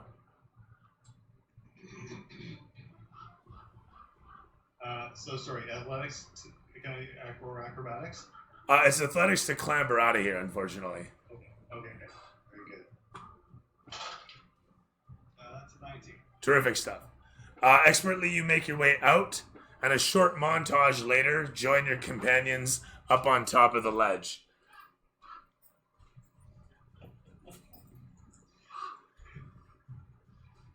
As the camera pans against the following scene, showing you guys making your way. Oh, actually, hold on. I need another performance check. Hold on. Before we leave the room. Yo. Yeah. I don't want to tell that guy we found it. I think we should keep it to ourselves. I think we should tell him it wasn't there. And bring him back. Our orders are to bring him back to translate it. I need another performance check, for that harp. Alright, I got a performance check for the harp. Alright, well, I got a 6 this time, which is about right. Alright, terrific. As you're strumming along, you scrape your fingers against it and make an odd noise. Nothing happens. That's for the best. As far as not telling him, I agree. I'm down to keep this for ourselves. Before we get into a full-blown conversation, can somebody close the door? Oh, yeah. Yeah. Flip that lever. Back the other way.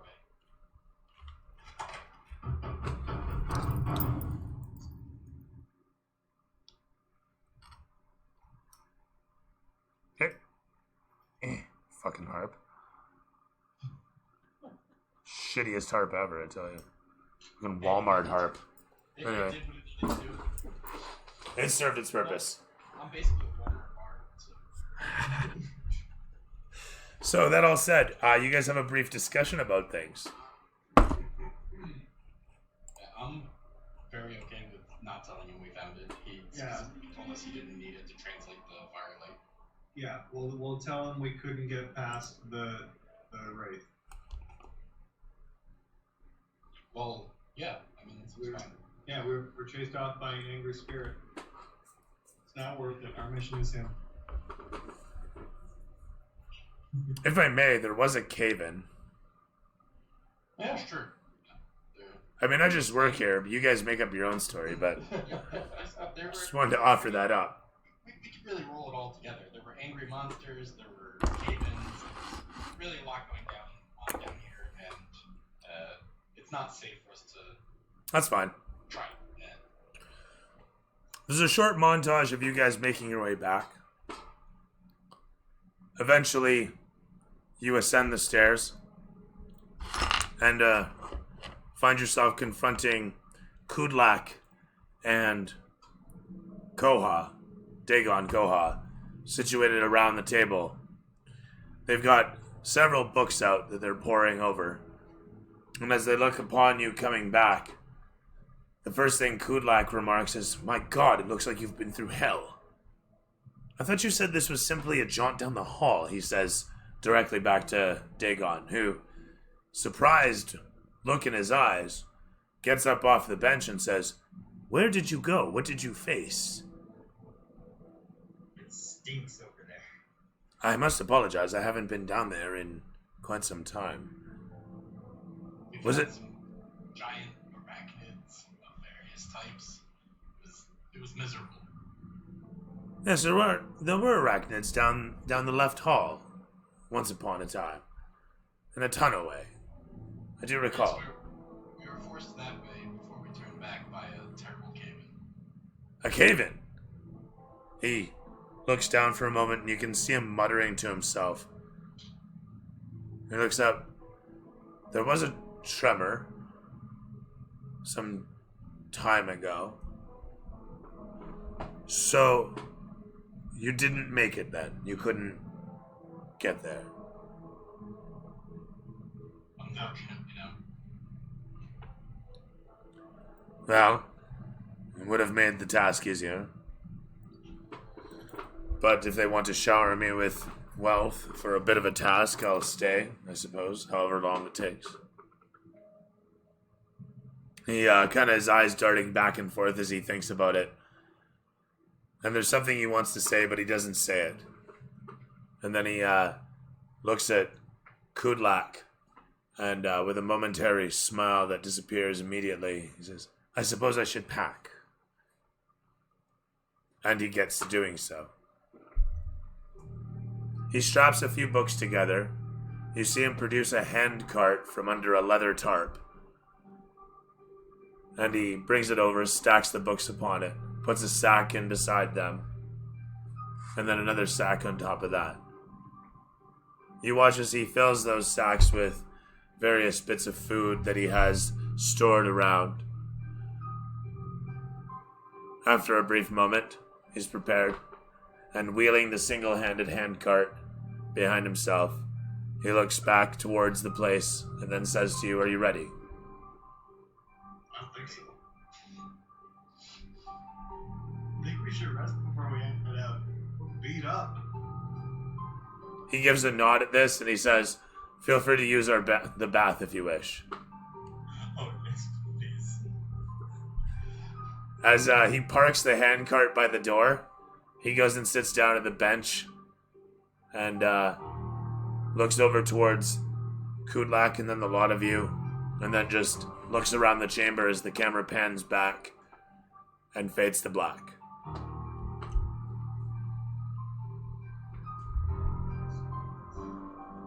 Yeah. 600 experience for everybody.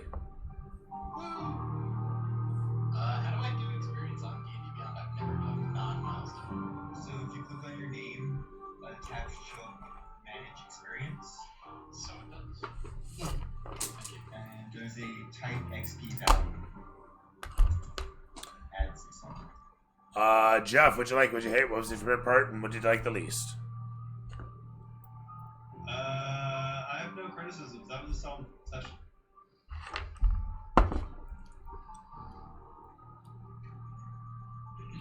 Uh, What I like the most. Yeah. No, it was good. It was good all around. all right. Derek, what'd you like? What did you hate? What was your part? What was your least? Dying sucks. No, it was good. It was good. If there's no risk of dying and having difficult fights, it takes a lot of the fun out of the game for me. A Dothraki wedding without some deaths, eh? Right on. And that's you? Alright. What do I call you? Audio? Blood? What do you want? Mr. Blood? You can call me Audio. Audio's fine. Audio? Alright. Sorry, I don't use my real name on anything online because I'm a teacher and I don't want kids to ever find me accidentally. Oh, fair enough. I really liked that we had an alternative to just hack and slash. I always appreciate that. The only thing I disliked was just my lack of knowledge coming in, but that's probably only going to be true for this one session, so it's not really a big deal. Right on. Judah, what'd you like? What'd you hate? What was your least? Well, this is a fun session all around. The whole exploration, going through the whole hallways, each individual fight was entertaining. And I enjoyed the pool of murky water. That was funny. Yeah, I like the bits of flesh you got. You got out. That's nice. Just disgusting shit, eh? Yeah. There's an after credits scene that shows you guys the next day making your way out through the tomb. And as you guys reach the mouth, Dagon says, "Oh, one moment. I have to put the illusion back up." And he walks over towards the wall. And nestled in amongst the rocks, there's a crystalline sort of sprout that he holds for a moment. He says a few words. And you guys watch as suddenly a massive earth shake happens and a cave-in occurs directly in front of the tunnel's entryway. Just rocks falling to cover up the entryway and complete. And he gives a nod and says, "There we are." And he walks back towards you all. He says, "We can go now." Real weird guy. You doubled down on the cave-ins. The cave-in was a lie. Right on. I'm glad everyone had fun. It was my pleasure to be your Dungeon Master, your entertainer. And as always, until next time, may your 20s always land on 20. Let's get this thing off the air. Thanks for the session. Cheers. My pleasure. We'll see you again next week. Absolutely. See you next week. Right on.